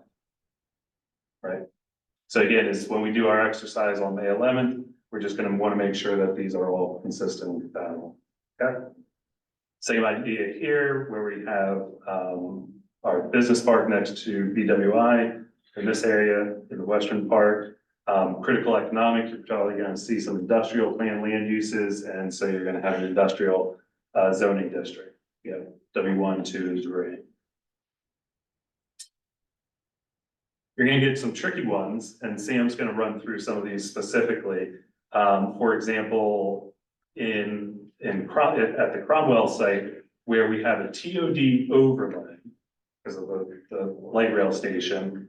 And so during Plan 2040, this diagonal line area was identified as a planned land use of mixed use. Gray is a transit transit is our planned land use category because that is the MTA land, so he designated it as that. But you do see then our zoning, which is what we're going to want to change potentially, right? To make sure that it's consistent with mixed use, or if you all don't think that mixed use is the right planned land use, then we would need to change that as well, going backwards, right? So you're sort of doing a forwards and a backwards type of analysis. Okay. All right, just want to throw this back up there again, is in Region 1, it's projected to have a housing deficit of about 3,800 units. Wow. Okay, next door to the south in sort of the Jessup area down to Maryland City, another deficit. But again, to the south, to the immediate south in the Severn area in Region 3, there is that surplus. So, you know, again, while countywide, there are units, Region 1, there is that deficit for the future of the projected households up to 2040. Okay, just wanted to note that again. Okay, so this is a new slide. And what we want to discuss here briefly is when we have our maps, when we're looking at these specific properties owned by private property owners, right? Is we're making some big decisions or recommendations, I should say, right, to the planning advisory board and to council. And so there are potentially property tax implications, okay? So I just wanted to throw this slide up here. Again, after this meeting, I put these slides up on our hub site, aacounty.org/region1, where you can read these. Again, SAC is the State Department of Assessment and Taxation. The county doesn't do the assessments. We're not necessarily the experts in this, but we do have some guidance from the state because we receive this question a lot about if we upzone a property, is somebody's property tax is going to rise, or you know, what are the implications of changing some of these zoning, maybe even from a residential district to a commercial district. So again, just want to emphasize that there may be some implications. We can't say exactly what those implications are for each specific property. And so we do advocate that property owners contact SDAT. We do have this contact information here. But we will also be sending letters out to property owners where there is a recommended change. And again, notifying the property owner that there could be this implication as well, this property tax change. Okay. So again, we won't be able to answer those questions, but it's just something to keep in mind when we do our analysis. Okay.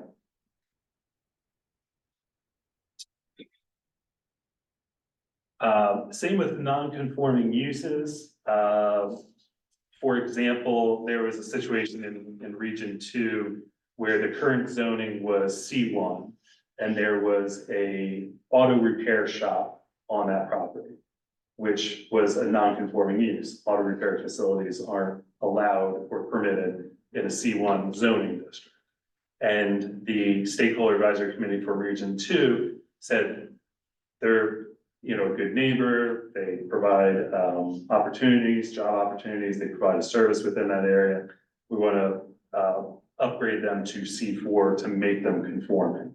Now, that isn't the only avenue that these properties have. If they are non-conforming, they can always file an application with Office of Planning and Zoning, or our zoning division, and they can become a legal or a registered non-conforming use if they meet certain criteria. Okay, so that's an existing situation where Region 2 upzoned a property so that they would be conformed. We may face situations, again, when we do our mapping exercise, where you may recommend a zoning district that would make a use non-conforming, okay? But again, that property owner has that opportunity to reach out to our zoning division and become a registered non-conforming use, because they'd be able to show, assuming all their paperwork and all the zoning worked for them when they established their business, that they were legal at a certain time. However, when a use becomes non-conforming and they do register, there are restrictions on expansion and intensification of use. So it's not like it's completely easy just because you got registered. So there are implications for making a property non-conforming. So that prior registration could be at any point in time. They could have registered as a non-conforming. I'm thinking of Karen's neighborhood. There's like, it's residential, it's massive amount of trucking and terrible neighbors, and then it's a cemetery, right? And so these trucks have been like this sounds spiteful, but there's no way to get someone out of a space because they've been rezoned. So they're gonna be there, they could suffer fines if they don't perform. I think that those are illegal uses, right? Are they illegal? I think they are, I think they're legally, but they're just like a nuisance within the neighborhood. They might not be. I mean, if you email us some addresses, we can take a look. We've done walks, we've had like Stewart's been down there, like everyone's. Okay, so you've had the top. They violate the top guy. regulations. Yeah. Yeah, we got like, He's dropping names. yeah, I mean, like, it's just one of those things where it's like the neighborhood's been suffering. You're having construction vehicles drive through narrow. They hold up residential route roads. 2 at times. You know the old saying, sometimes the general can't get During things rush done, hour. Yeah. majors can. So you might want to reach out to them. We can look at that when we get there. Okay. And like I said, this is where we do have experts within the county who can clarify, and Rob Conwall is our expert that's gonna join us from the zoning division on May 11th, and he can talk more specifically about, these types of properties, for examples. Okay. Lastly, this sort of came up in council regarding taking. I'm not sure if folks are familiar with this term, sort of in the land use realm, but essentially you're not gonna rezone a property from a residential category where you can have an economically viable use to open space and remove all their economically viable use. I'm gonna keep using that term because that is the key point within this taking issue. So I know there's a lot of words up here. Like I said, I don't necessarily think I need to go into it specifically. Just I'll share it with everybody afterwards. You can take a look. Christine, did you have anything to add about the taking? No, but I think as the group is going through the zoning maps, if we think something is problematic in this direction, we'll tell you. Yeah. Is this on the same lines as eminent domain? It starts with eminent domain. Eminent domain is that the government can't take your property for their use without paying you for it.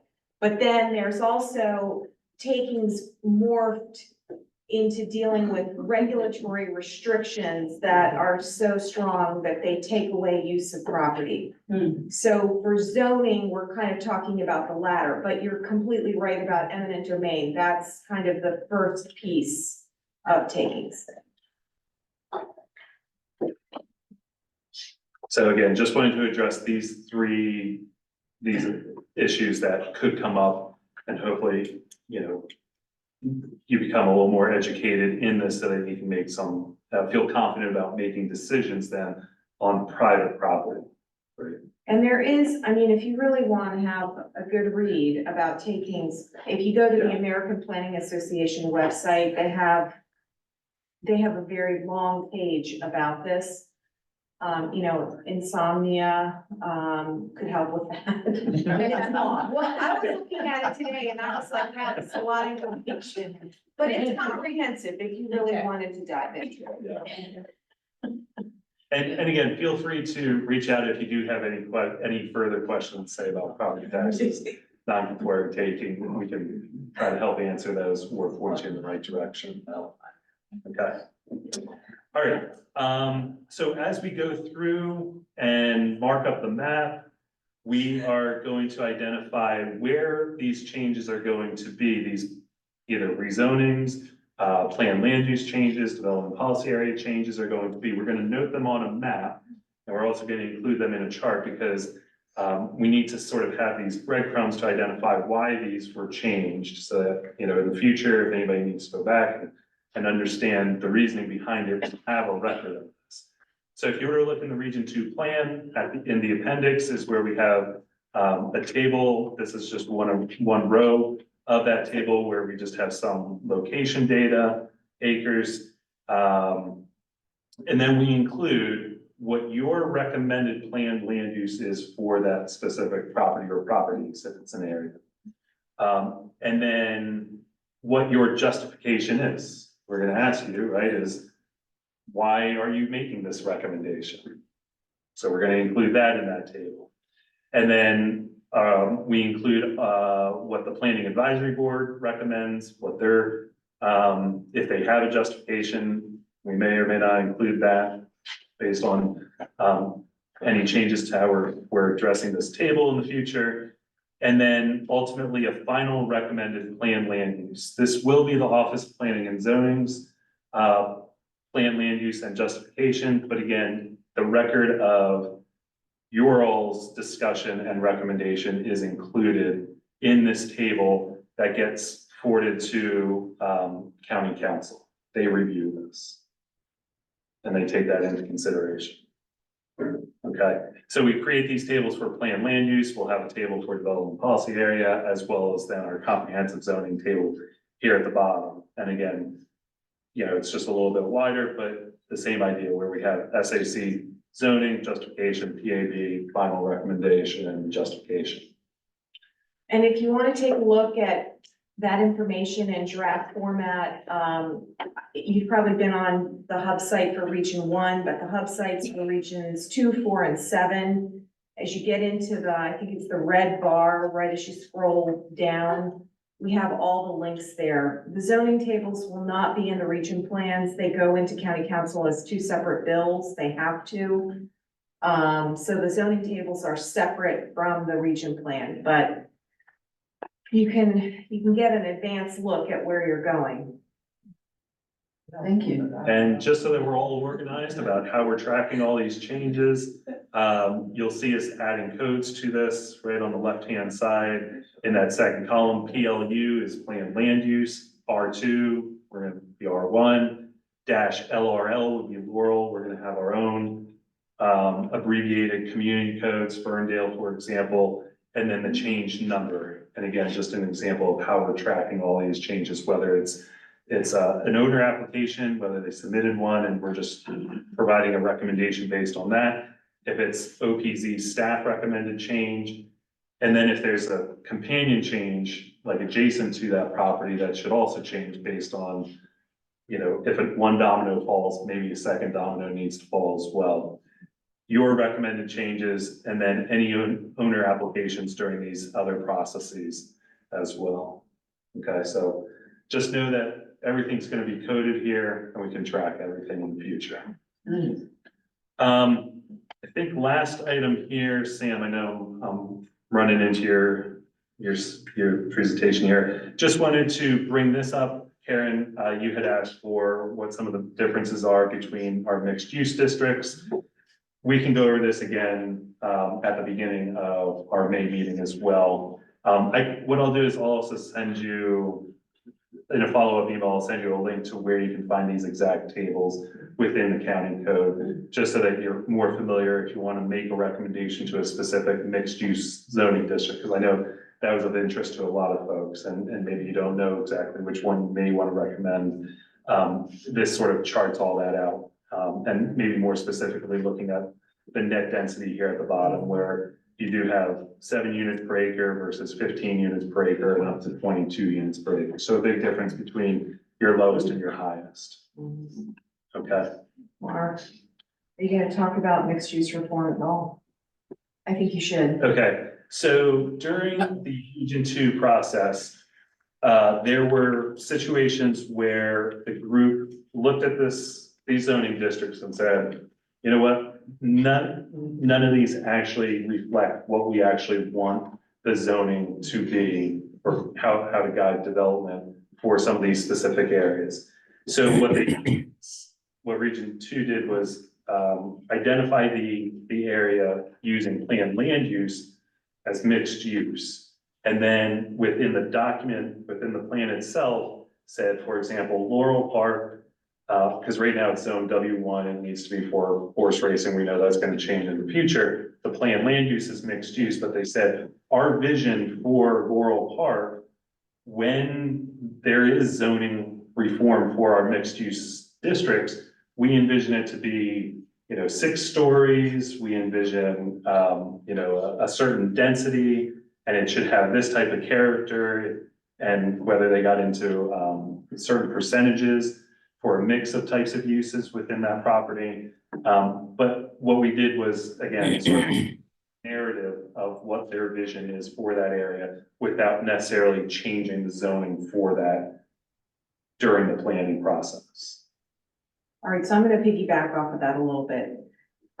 If you look at these mixed use zones, they're really based on use. That's why, MXDR is residentially oriented, commercial is commercially oriented, employment, transit. The thing that came out of Region 2 and Region 4 was, we don't necessarily think 3 of these districts allow a height of 150 feet. That does not insert everywhere in the county. And what really came out of Regions 2 and 4 was, we need scale appropriate for our areas. Like, we could support mixed use, but it cannot be 150 feet.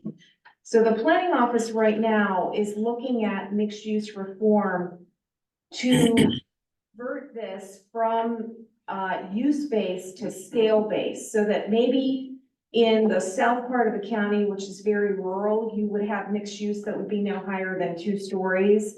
And then in other areas, maybe they don't want higher than 3 stories. Maybe you look at kind of a mid-level mixed use where you have up to 6 stories, and then these big mixed use that could allow up to, let's say, 12 or 15 stories.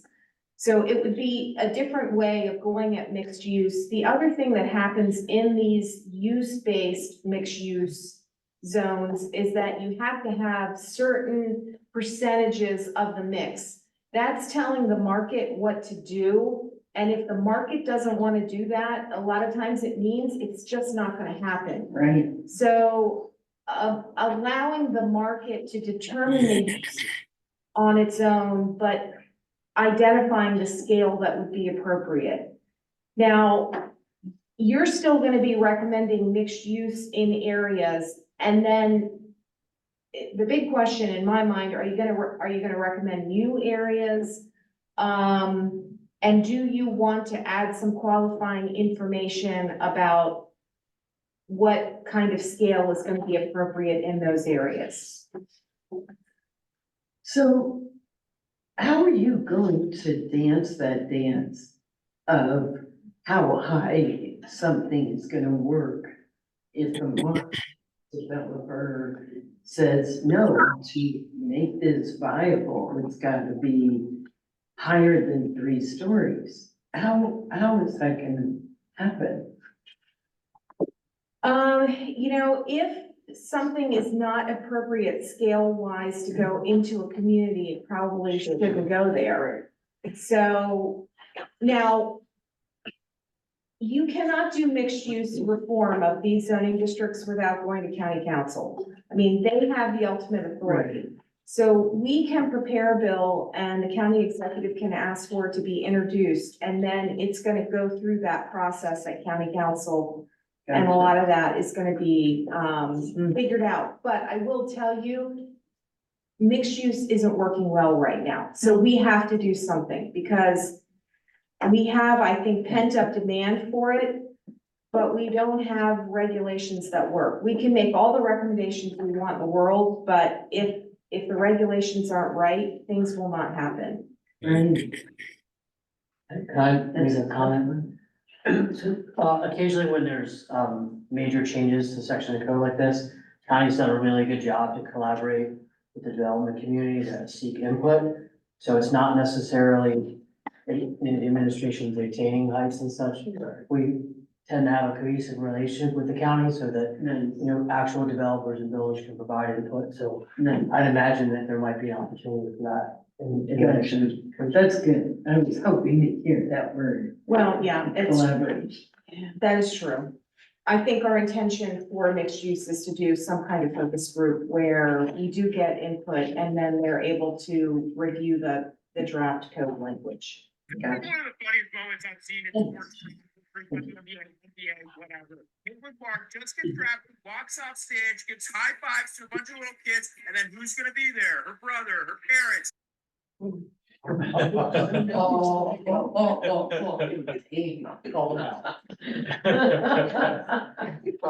Let's all say a prayer for Derek and the graduation he's gonna have to attend. So, I'm sorry, so I know we have the 150, right, the height, if we're working in corporation in unison with developers and business interests and community, what kind of made that, requirement at 150 was the max, right? I don't know. Yeah, you know, like, if, But Parole Town Center, like if you go down to Parole Town Center, that's in this realm. yeah, Right. I know what you're talking about, Annapolis, pretty much, yeah. Yeah. And then, but it's got, that's, it's weird because it's like, it's the tallest thing around. Yeah. But now it's set the precedent because across the street, they're scaling up, and then down the street, off of, like right before 665, they're also like tearing down another tall building and replacing it. But it works there. Cause it's a town Right. center, It's not- it's a town center, and It's not residential. It's designed to take our growth. Yeah. Well, why is it 150? Like, why is it, why was it at 150? Was it like safety? Was it like? I mean, because we're in a housing crisis, you showed this slide, right? Like, you're putting limitations on how high and like that, like, it seems counterintuitive to be in a crisis, but also like, no, we can't go above this, like, what's the, oh, yeah, but. My understanding is it's, related to fire apparatus Oh, okay. and being able to have access to buildings with different trucks. I got you, okay, that makes sense.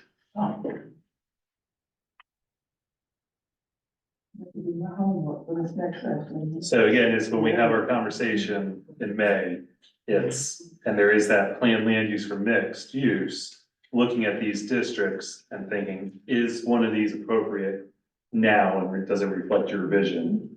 If not, let's talk about it more, and we'll put that narrative in the document. I have one question. Yeah. So, under residential, rezoning, if an application was submitted, through the, I guess, the online portal, how does one go about checking on the status, and will it come up in this, conversation in the coming months? Right, so during our map analysis in May, we will be going over the applications that we've received for rezonings. So is there a way to find out if it's in the portal or where it is in the queue? Just in case it didn't take and someone would have to resubmit it? So we've received the applications, and was there a notification that went out to the property owners? Sam, do you remember? Like a If they complete the application, I don't think they were provided like a receipt of completion. They could have emailed us to ask if all the information was received and provide additional information to their application. Okay, But, is it a number or email, I could refer the person to? they can email the Region 1 team, region1@aacounty.org. The email will be provided at the end of the presentation as well. Okay, great, thank you.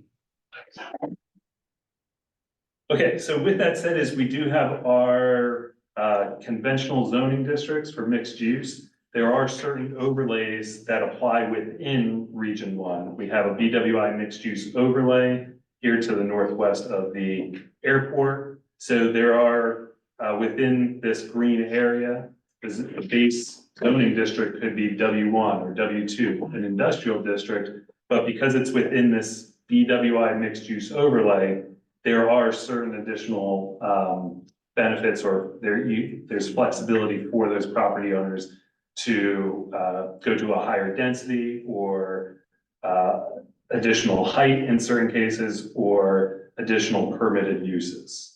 Okay, so we have several situations. Again, what I can do is in that follow-up pointing you to where the mixed use, those charts were on the previous slide. I'll include a link to where you can read more about these specific overlays as well, to see if you're interested in a very specific element of the bulk regulation within these overlays. There's also the BRAC mixed use development that you just sort of see this like small little area towards the southern part of Region 1 where there is that overlap of the BRAC mixed use development overlay, as well as then a commercial revitalization overlay, which I think we talked about when the Economic Development Corporation folks were here. So again, I'll provide some more information on that later, but just sort of letting you all know is maybe you don't need to change a certain area to a base mixed use zoning district, because there are these overlays that may accomplish what you're envisioning future development look like in that area. Okay. Again, I'll just breeze through this, is when you're thinking about potentially rezoning property or just analyzing this, again, thinking about what's the general land use policy, what should it be for this area? Are we looking at a critical economic area where we do envision future, say, office parks or an economic hub? Or do we really see this as a stable neighborhood and maybe designate that as neighborhood preservation? And then again, drilling down into planned land use, zoning, we've talked about these quite a bit, but again, just want to sort of reorient you to thinking about how interconnected these designations are and what is most appropriate then when we have that discussion. And again, all the while taking into equity, transportation, how to protect the environment. A lot of these are competing interests, right? You know, housing crisis, we need development, but we hear about how, you know, there may be adverse environmental impacts as a result. So there's a lot to balance, a lot to think about here next month. Okay, so with that, I'm going to hand it over to Sam. He's going to run through a few examples of what we may see or what we will see next month, and sort of again, just kind of get your brains going if it hasn't gotten going here by 8 o'clock here tonight, talk about planning and zoning. So if you want to run through a few, and then we'll move on to some other lessons learned. Yeah, so what we did was we pulled out a couple applications that we have received for Region 1 for rezoning of properties. I will preface this discussion we'll have saying that what we're doing tonight is just getting our feet wet. There are no official decisions until we get the maps out at that May 11th meeting. But like I said, we just wanted to get you guys used to and discussing, asking questions about certain properties. So the first one I pulled out, this is on Connolly Drive in Hanover, south of BWI. Currently used industrial, adopted zoning is split W1, W2. The applicant came in requesting their entire property go to W2. OPZ is recommending the zoning be W2. For this, we will be providing fact sheets for all applicants. You'll be able to see their requested zoning, what we're recommending, our justification, as well as information the applicant has provided about their property they're requesting the zoning on. This one well, as we move through, we'll be talking about consistency change and removing a split zoning. This one would have come up as a consistency change, but the applicant took it upon themselves to request their property be rezoned from W1, W2 to entirely W2 under that justification to remove split zoning on their property. I thought that maybe the PowerPoint may not show enough detail, so Mark's pulling up GeoCortex so we can get a better look at what's going on out there. So GeoCortex is our large mapping program where we can bring up various layers to maybe again help with some of your decision making. So zooming in here a little bit more, I think is where there was that parcel misalignment. That's right. Yeah, well, the application will provide, will show the outlines of applicants. That's still in development, but sort of where Mark's cursor right now, you can see where that W1 is kind of jutting out those parcels. It's the two larger parcels that they're requesting to go to W2. So I'll hand it off to you guys to get your guys' thoughts, comments, questions about this application. Just the reason is just to remove the split zoning. Yeah, and that's what they outlined in their application. And like Sam said, is that's one of those consistency type of changes that we would be making anyway.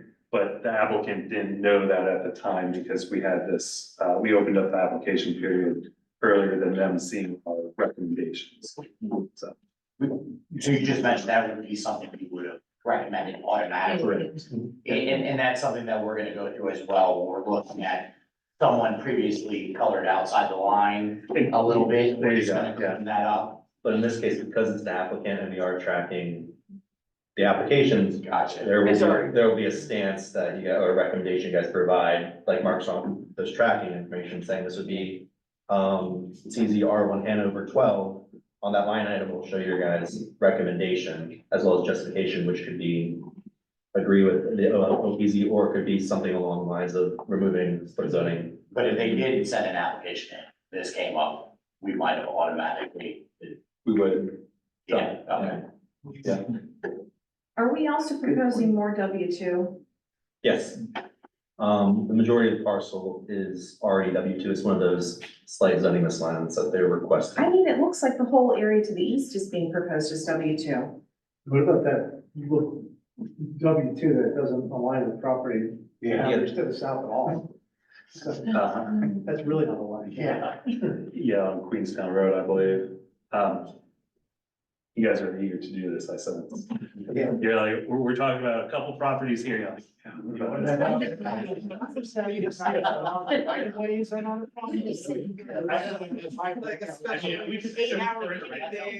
right now. Right? We're just trying to warm you up tonight. We're starting with an easy one, right? Is we did receive some of these applications where we would have made these changes anyway. Yeah, what's going on here? We don't want you just to look at one parcel. We want to look at the overall community around it and consider other factors when considering the application. Well, this one seems pretty straightforward. Some may be more complicated And and that's require where. way more discussion. Yeah, thank you, Sam. For sure. Yeah. That was an easy one. Yeah, and as we did before, consensus on strategy, we can do the same thing on zoning applications, or I guess there could be a formal vote on something that may be a little decisive amongst everyone.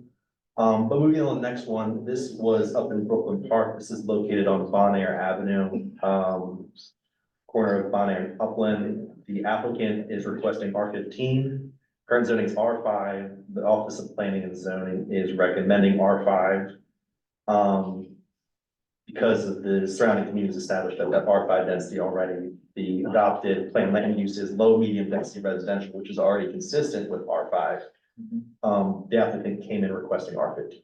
What is R15? R15 is a residential zoning district, has a higher density, so R5 representing 5 units per acre, 5 units per acre, R15 is 15 units per acre. Oh, my goodness.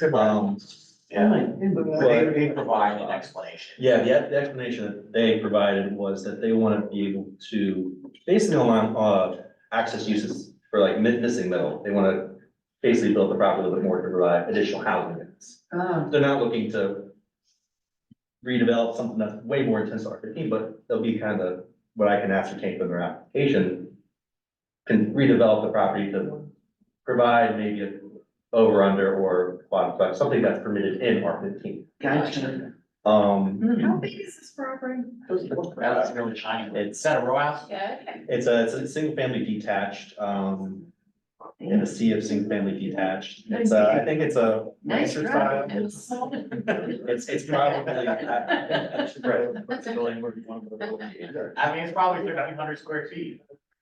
Like, next. Looks like a quarter acre. Yeah. If they're lucky. So it seems like you're sensing, this just doesn't work. Yeah. You make this. No, this was an application. It's probably a developer that wants to maximize Exactly. investment. Not And you wanna buy more necessarily. property. It could just be a property owner that maybe wants to have enough units to have their kids and their parents. And then you just do it, you just have them. Maybe. Uh, It could. But yeah, that's the conversation we were just having, like, what would be the reason in the middle of the whole community to build up and look down, so I think that's where the mixed use, modification, what are we calling it? I mean, I think that's where that makes sense, right? In another area, Right, yeah.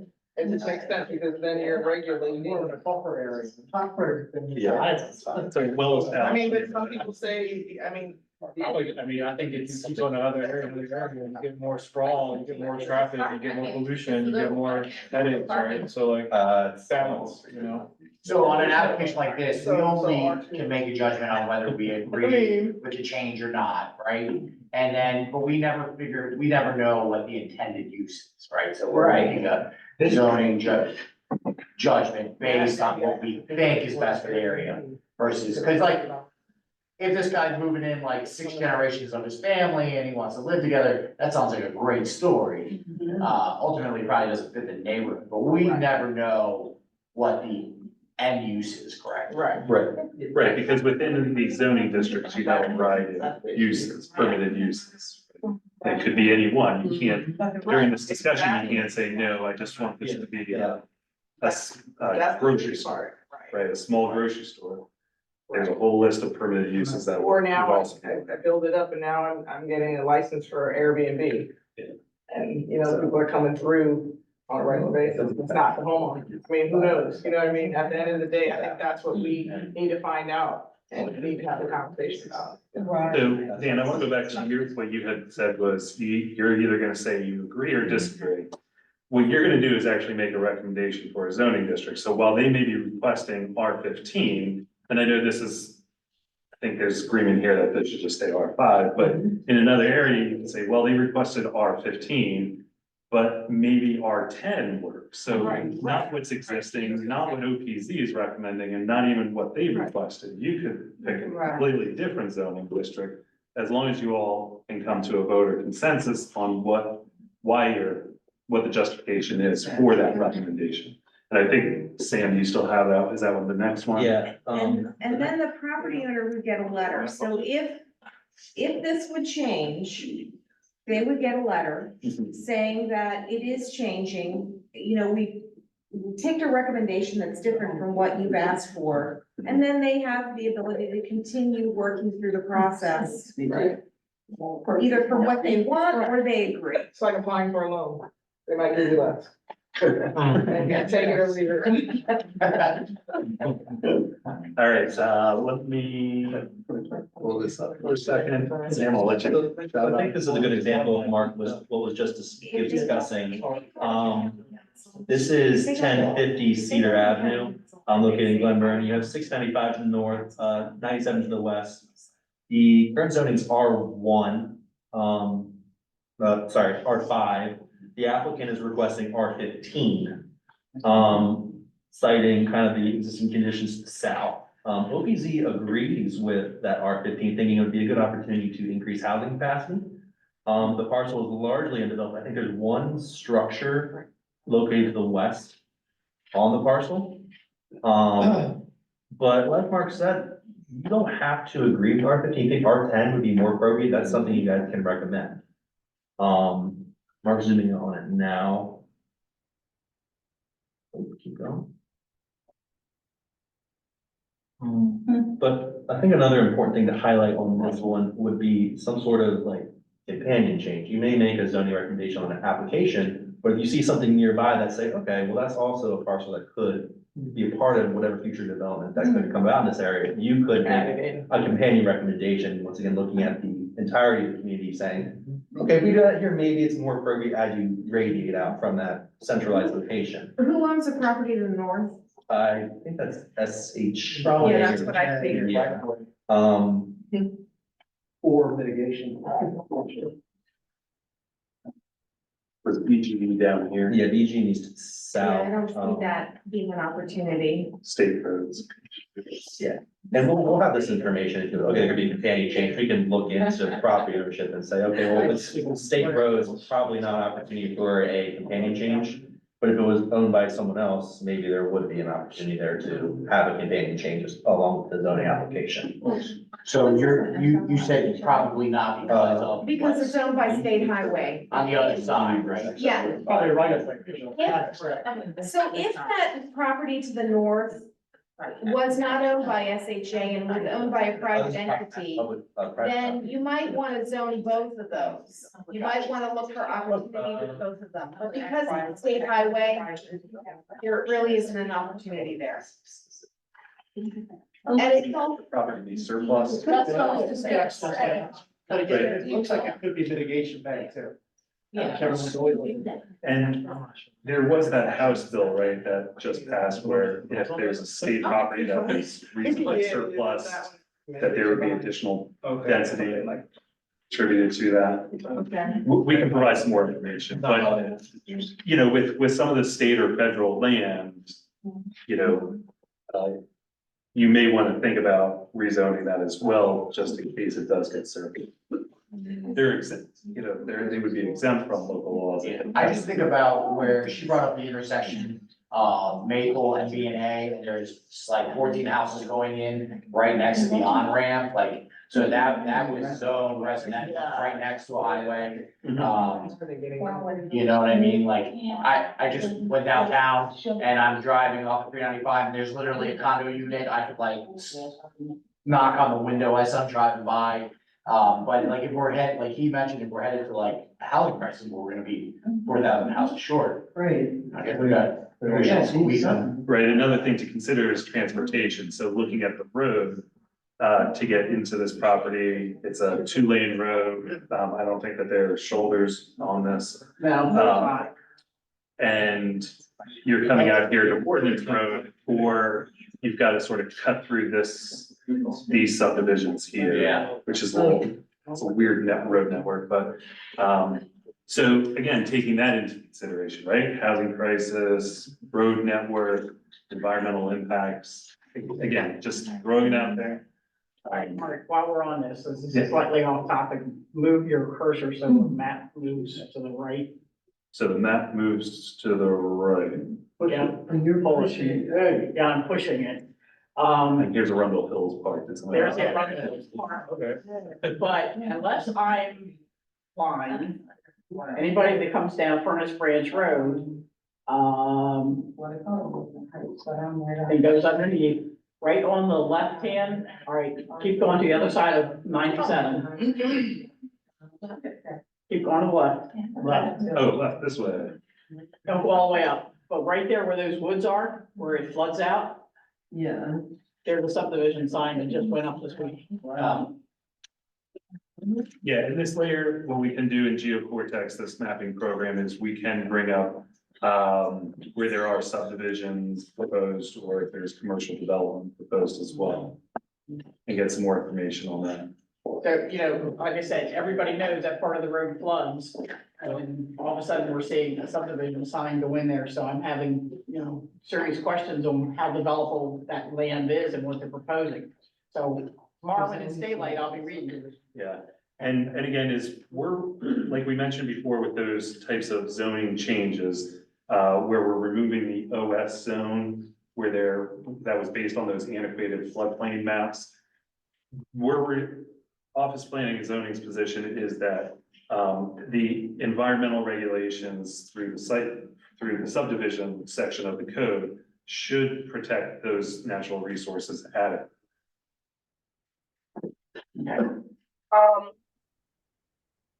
Yeah, I did see that sign as well, that you're mentioning off the road. And that open space area over there, I think that is Cabin Branch, Creek. I remember, I just looked at the map because I looked at Google because I was trying to orient myself. And that open space is where Cabin Branch, Creek goes through. So, I think it would be challenging to put more houses there, but I defer to the experts. But I think that area, I mean, it looks like that there's like a little buffer where the highway is, so I think that area could be okay, for zoning. But I agree that the road would be problematic for more cars that are already going that way. Especially, considering, there's no sidewalks, there's not even, any kind of, walking really. Okay, Sam, do you want to address the last one here? So last one, this one is located on Aviation Boulevard, just east of the, BWI Airport. It's currently zoned small business. The planned land use is commercial. So through a consistency change, the parcel will be recommended to go to some other commercial zoning district. The applicant came in requesting C4. That adopted zoning up there is wrong, please ignore that. The thing I wanted to highlight about this one was back in Plan 2040, there was a land use application received for the property. Luca 182 was received and adopted, so the planned land use of that parcel would be commercial. The applicant now has come back and now is officially requesting C4 to get away from that small business zoning district. It fronts on a state road, and there's other C4 commercially zoned parcels along that state road. So the Office of Planning and Zoning is agreeing with their recommendation. The fact sheet we provide you, the applicant lists that it's currently a power washing business. They would like, the small business district kind of restricts how much, I think, equipment they can store on site. But they would like C4 so they could basically expand their business so they can accommodate more equipment without violating the zoning code, is what they're outlining in their application. The zoning expert we would have on hand would be able to assess whether that is true. But that would be outlined in their application. That would come up for a part of your guys' discussion. But Mark's highlighting it. It's right on that corner right there. You can see there's a bunch of small business around it as well. Once again, this could be a part of larger companion changes, larger discussion for those properties that front on Aviation Boulevard. C4 is our only commercial district that allows outdoor storage. And in the code, C4 is highway commercial as well. So it is the most intense commercial district we have. Yeah. There's houses right next to that property. I mean, there's literally houses right across the street from it. You can see them on the map there. So I think this was a site that they were thinking about building that Dunkin' Donuts at, maybe, if I'm remembering correctly. And there was some opposition to that from the residents because they didn't want a bunch of cars coming through that area, the residents in that particular location. And I'm fairly certain they don't want heavy equipment coming right next to their houses either, and the attendant noise associated with that either. So I don't know. I think that having the commercial property on that right next to residential property would be detrimental to the residents right there. Is the across the street, is it the airport? Yeah. Yeah. Is it R1? Don't ask why. Well, they could just zone that. Oh, okay. Yeah. It was originally R1. Okay, I was making sure. Long time ago. It doesn't matter. I was like, it's like right I thought too. Yeah. Great. Okay. Sound seems to work for it. So There's no- I guess the double-edged sword on here is like, if you agree with them and it's zone C4, that's like, that gives you the most commercial leeway, correct? So that power washing business leaves, they could redevelop that into, does that like allow for like gas stations and repair places? Gas state, yeah, most of the auto-oriented uses are permitted in the C4 and they're not necessarily permitted in all the other districts. Right. But it's also a local business that wants to grow. Yeah, for sure. And it's the airport. Yeah. Right. You know, like It's already somebody in in existing use too, right? Yeah. So I have a question about this process. So we go through our process and then they get the letter saying, we agree with your application. The surrounding residents, they have an opportunity to make comment on this, right? So it's not, we're just advising. Right, so what will happen then is, we'll have our meetings in May. We'll update our map and we'll have some call outs then when, sorry, I'm rambling here. Let me back up, is finish up in May. We'll develop a map that will be available to the public, an interactive map, identifying where these changes are. It'll have pop up and say what the existing zoning is, what the SAC recommended zoning is, what Office of Planning and Zoning's recommended zoning changes. And then there will be an opportunity for them to comment on those changes. Right. So ultimately, the word needs to be given out. Yeah, and so we'll take that feedback from the public. That period will end in July, I believe. We'll come back to you all in August, like I mentioned, with this whole plan, with the feedback that we received from the zoning map. And maybe you want to change your recommendation, stick with it based on public feedback. Okay. Okay, anything else you want to say about this one, Sam? No, when we get back to this in May, we'll have an opportunity to review these sites again, where we'll be able to have more in-depth conversations, but we just wanted to get your guys' feet wet and understand what we'll be doing on that Saturday morning meeting. Okay, great. Let me run through this real quick. Again, just wanted to share some of the things that we're hearing about while the first round of regions plans is at council.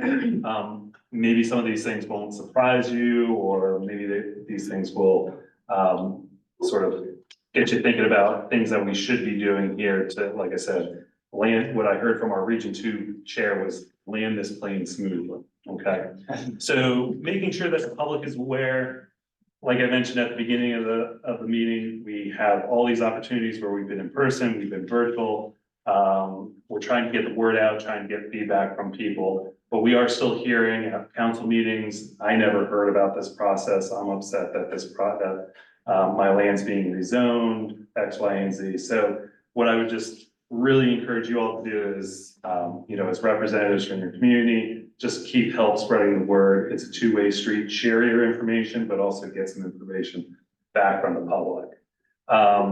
We also want to share how the public can participate in this process. So at this point, it's really just Office of Planning and Zoning and the SAC. So again, sharing that information with the public, making sure that you're available to receive that feedback from the public.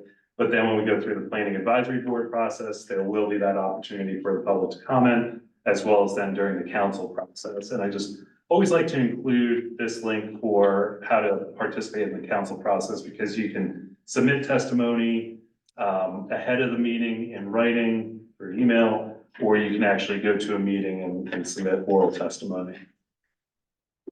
For our zoning discussion, some of the criticism that we've heard at council meetings, if anybody's been listening to those meetings, there's been criticism that during the round one process that SAC members were not informed, they weren't exploring these areas, they weren't driving around, seeing them.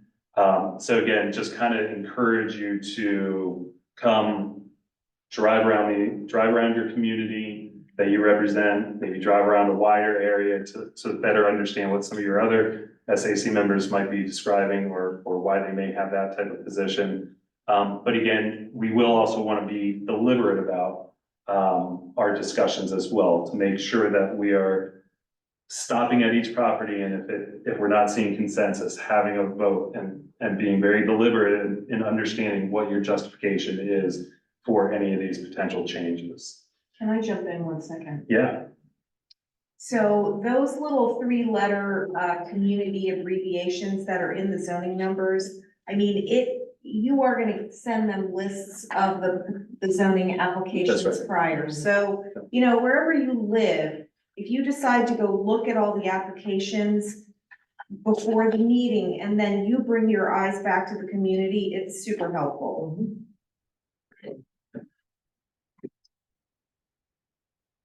All right, and then the last one is, again, just ensuring that we do have a quorum for these meetings so we can conduct our business. And again, making sure that everybody participates. There's criticism that, you know, maybe some individuals during the round one, the region two process weren't so vocal, and certain individual or interest groups sort of dominated the conversations or steered the conversations a certain way to get what they may have wanted. So again, encouraging folks to obviously attend the meeting, but speak up, you know, and share your position on these. On that, is the May 11th meeting gonna be, online, or is it in person only? It's in person only. Okay. Yeah, it's really hard to have these conversations, put up enough information up on the website, or sorry, up on the screens, share it over Zoom. I think it makes sense. There's side Yeah. conversations. I mean, I'm only available on Wednesday, so I was wondering, but it's fine. Yeah, so. I have just a suggestion about getting the word out. Sure. I don't know if this is possible, or how this can go about even looking into this, but, is it possible for you guys to do like a commercial spot on the Anne Arundel County Public Television? It's funny you mention that, because I think one of our colleagues. Does it? Yeah, because I mean, unfortunately, not unfortunately, that's the wrong word. When in my downtime, I do watch that, and there are plenty of. Yeah. I knew someone had to. Like leaving that tape. She said you do. I'm so interested in my community. That's just where I'm at. And so I know I would like to say the older population maybe, and the younger population that's into this type of stuff who can maybe relay that information, because they show a lot of, young adult activities on that station. And if I was seeking out and knew there was that channel, Yeah. then I would turn that on to see what the information is for the moment. I mean, you know, they do rerun stuff, so it's not like you can really watch for different stuff all day. Okay. So, I mean, at the end of the day, it just seems like it's there. You know what I mean? It's in your living room or your bedroom. You don't have to get on a computer. Yeah. And maybe that'll push you to Do something. right. Yeah. I could see you looking into that. Oh, you're laughing, but it's not gonna be us for this conversation, it's gonna be you and SAC members. Oh, man. Yeah, so. I'm laughing that she laughed at me, that's. You're in the commercial. Yeah, exactly, you're right. All right, so that's just really some of the. I don't want to say necessarily highlights, but some of the things that have come out of the council meetings to date, on this round one process, so. With that, I'll hand it over to Karen for public comment. Yes, and I will take it, there's people waiting and it's only a couple, so, are you here to make a public comment, sir? Did you want to do also your public comment? Actually, I got a couple questions. I'm gonna start your time, so just state your name and I'll give you 2 minutes, okay? Laura Donovan, and my two questions are, how is it determined that there was a housing shortage in this area but not in other areas? And then the second one is how does neighborhood preservation come in? I think Jen mentioned the Dunkin' Donuts, I couldn't quite hear what she was saying. But, well, anyway, I'd like to know about neighborhood preservation and how they determine how many houses short they were. Yeah, so with the holding capacity analysis, again, it takes into account what the forecasted populations or households are going to be moving into the area by 2040. And that's based on some jobs, like there's some big employers in this area, BWI, Fort Meade to the south. And based on that sort of demand or population forecast, then we're looking at the zoning to see if they're based on whether the land is vacant or underutilized, what the development capacity is on that land based on the zoning. And there's some criteria that goes into that as well. And then, again, let me actually pull up the. Right, so then subtracting that out on based what the forecast is, how many units we're actually projecting based on that analysis on vacant or underutilized land that could be redeveloped to the maximum zoning capacity yields either a net number here or a deficit. And again, we're breaking it down by region, right? Countywide, there is 9,175 unit. Most of that capacity you'll find in the town centers. So for example, Region 5, where there's Odenton Town Center, and it hasn't quite grown up just yet. It has its own zoning districts, but they function more or less like mixed-use zoning districts and allow for quite a bit of density, because that's where we do want our development. But again, in some of these other areas in this particular region, which we're developing a plan for, we are forecasting a deficit. And then for neighborhood preservation, that is one of our development policy areas.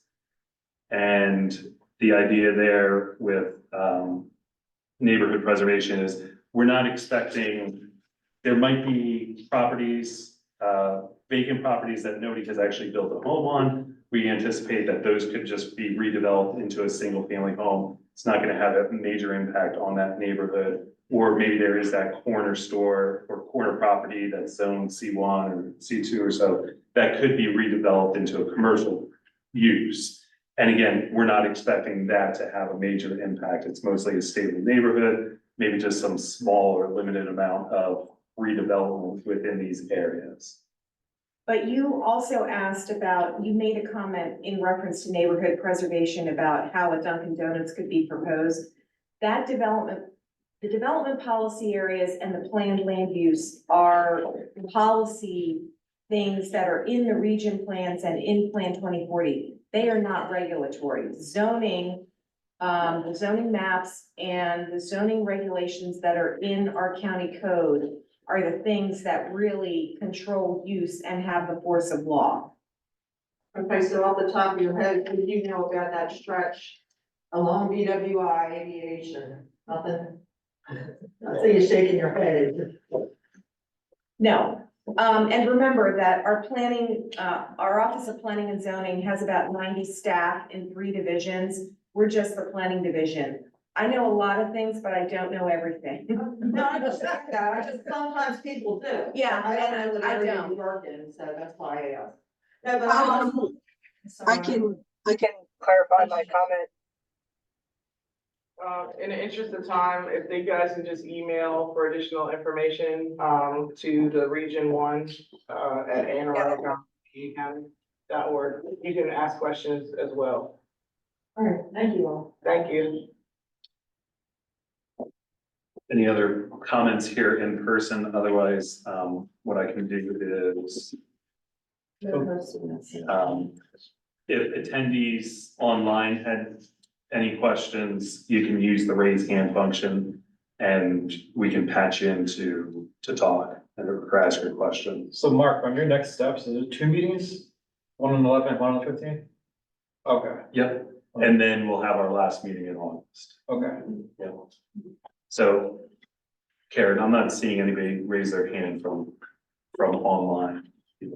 No, So, next steps. yeah, let me just touch on next steps. Yeah. We were right at those next steps, so you got it. Yeah, sorry, folks. All right, next steps. We're on overtime now, aren't we? Yeah, we're in it. All right. So, like I mentioned, is the questionnaire for the draft transportation and health community strategies is now open until May 15. We did have our drop-in session last week at the Brooklyn Park Library. Again, our upcoming meetings, May 11th, 9 a.m. to 12-ish. Eric's gracious enough to host us at his facility. I'll include a map here at the next slide and send it to you all later about where to park and how to go into the building, what room will actually be in.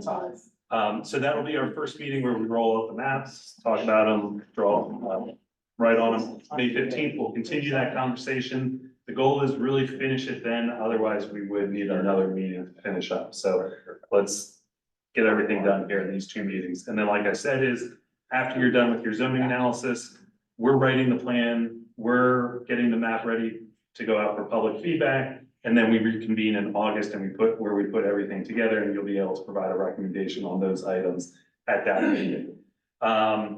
What I also do want to mention here is that we'll be sending out some information on these applications and some other additional zoning information so that you can come to this meeting and better understand what OPZ's recommendations are for these areas. Is August gonna be a Wednesday? The same structure as the? We would anticipate a Wednesday, sort of as we get closer, sort of better understanding how much public feedback we got, where we are in developing the plan. We'll probably be looking at the middle towards the end of August, just so we have all our public feedback. Vacation time. I know, it is. Yeah. Yeah, right, Just get ready to ask that. Yeah, I think so- June, July, I'm sorry, is your public comment period, if you will. right, July would, That's why we would meet then. right, yeah, exactly. Is that just 2 meetings to go over all the zoning in Region 1? Yep. Yeah, I think we did that for Region 2, so, and we had a Saturday and an evening meeting as well. So it works out. Yeah, We'll see. we'll see. It will work Right? out. Yeah. Okay, let's see, there was the comment, Sandy, I think you brought it up at the last meeting, is how are we discussing the edges with Region 3? And so, we'll internally have those discussions with the Region 3 team and present them to you all with our recommendations.